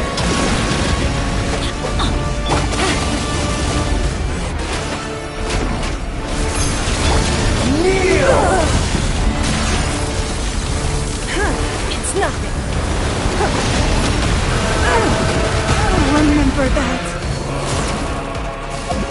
Now, your eyes have been opened.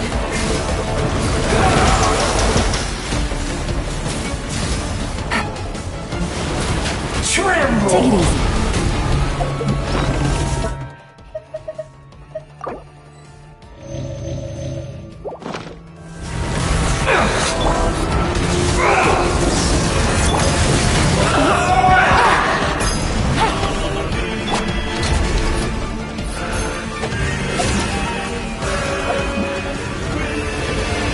Reality is pain!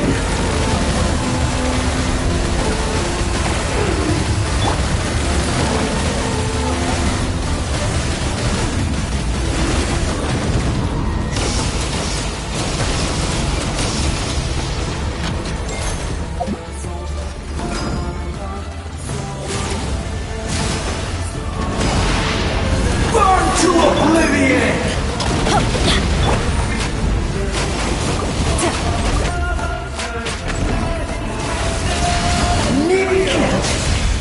Lose it all again.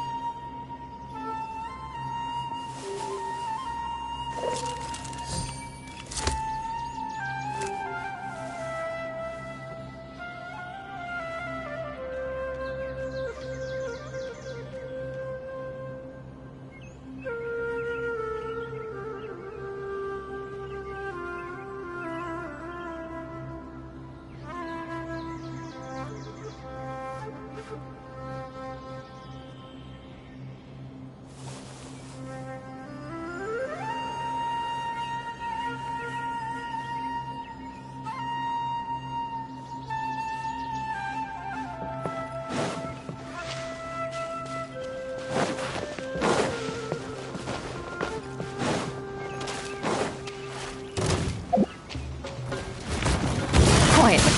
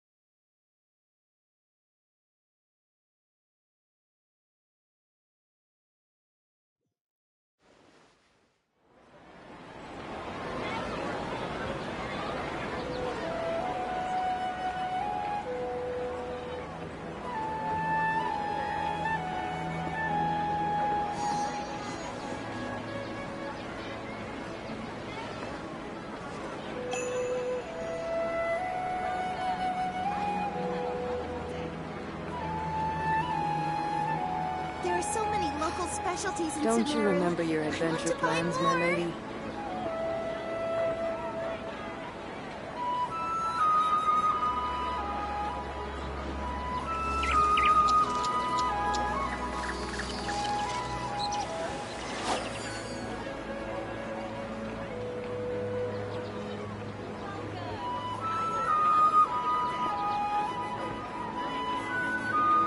There are so many local specialties in Sumeru.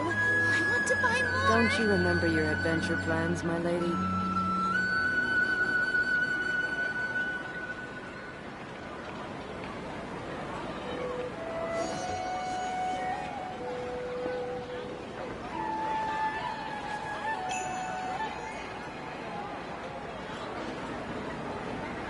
There are so many local specialties in Sumeru. I want to buy more. Don't you remember your adventure plans, my lady?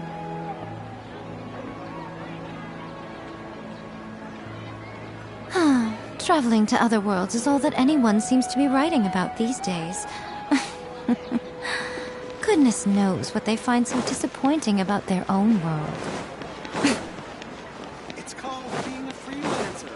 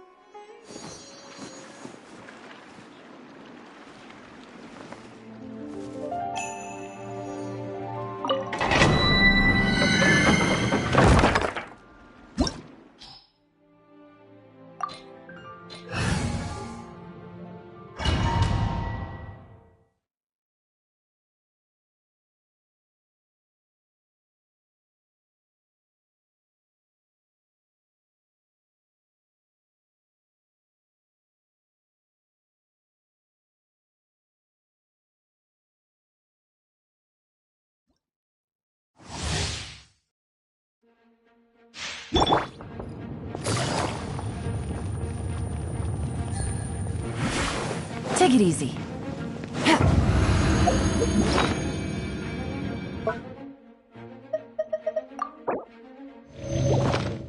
Take it easy.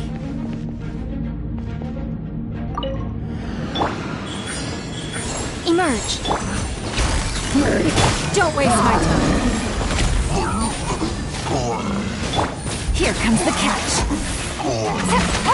Pay your dues. Busted. Can't run from death.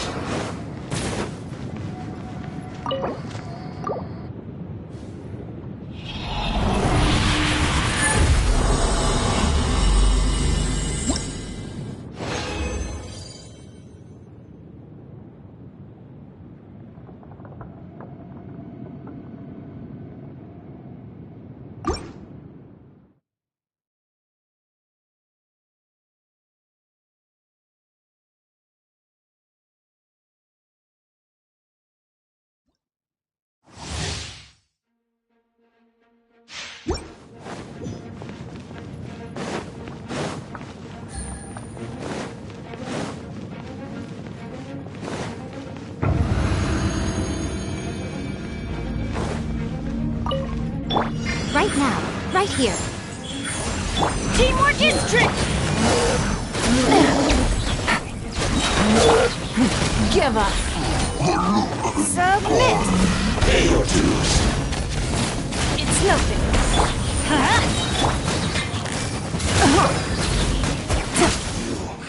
Let's light it up! Adventure time!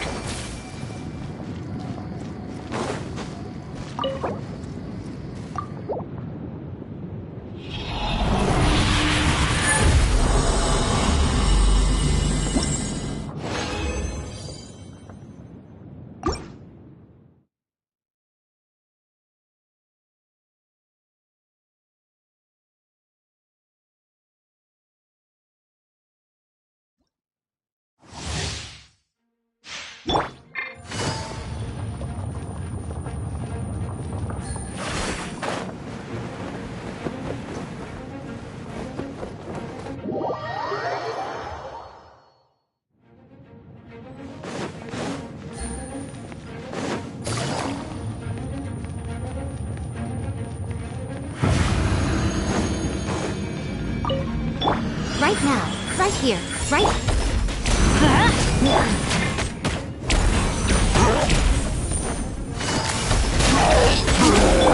Don't waste my time. Pay your dues.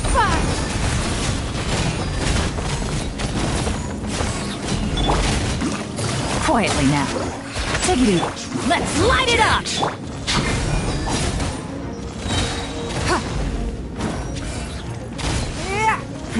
Give up. You can't run.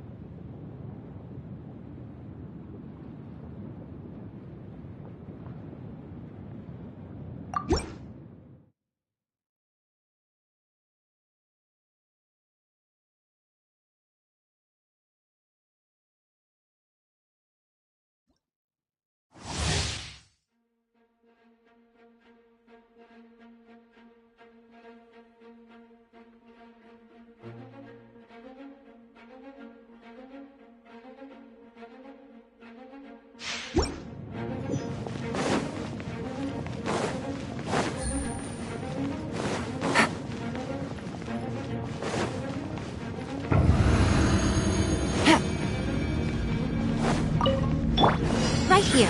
Emerge. Right now. I'm going in! Things are about to get dicey.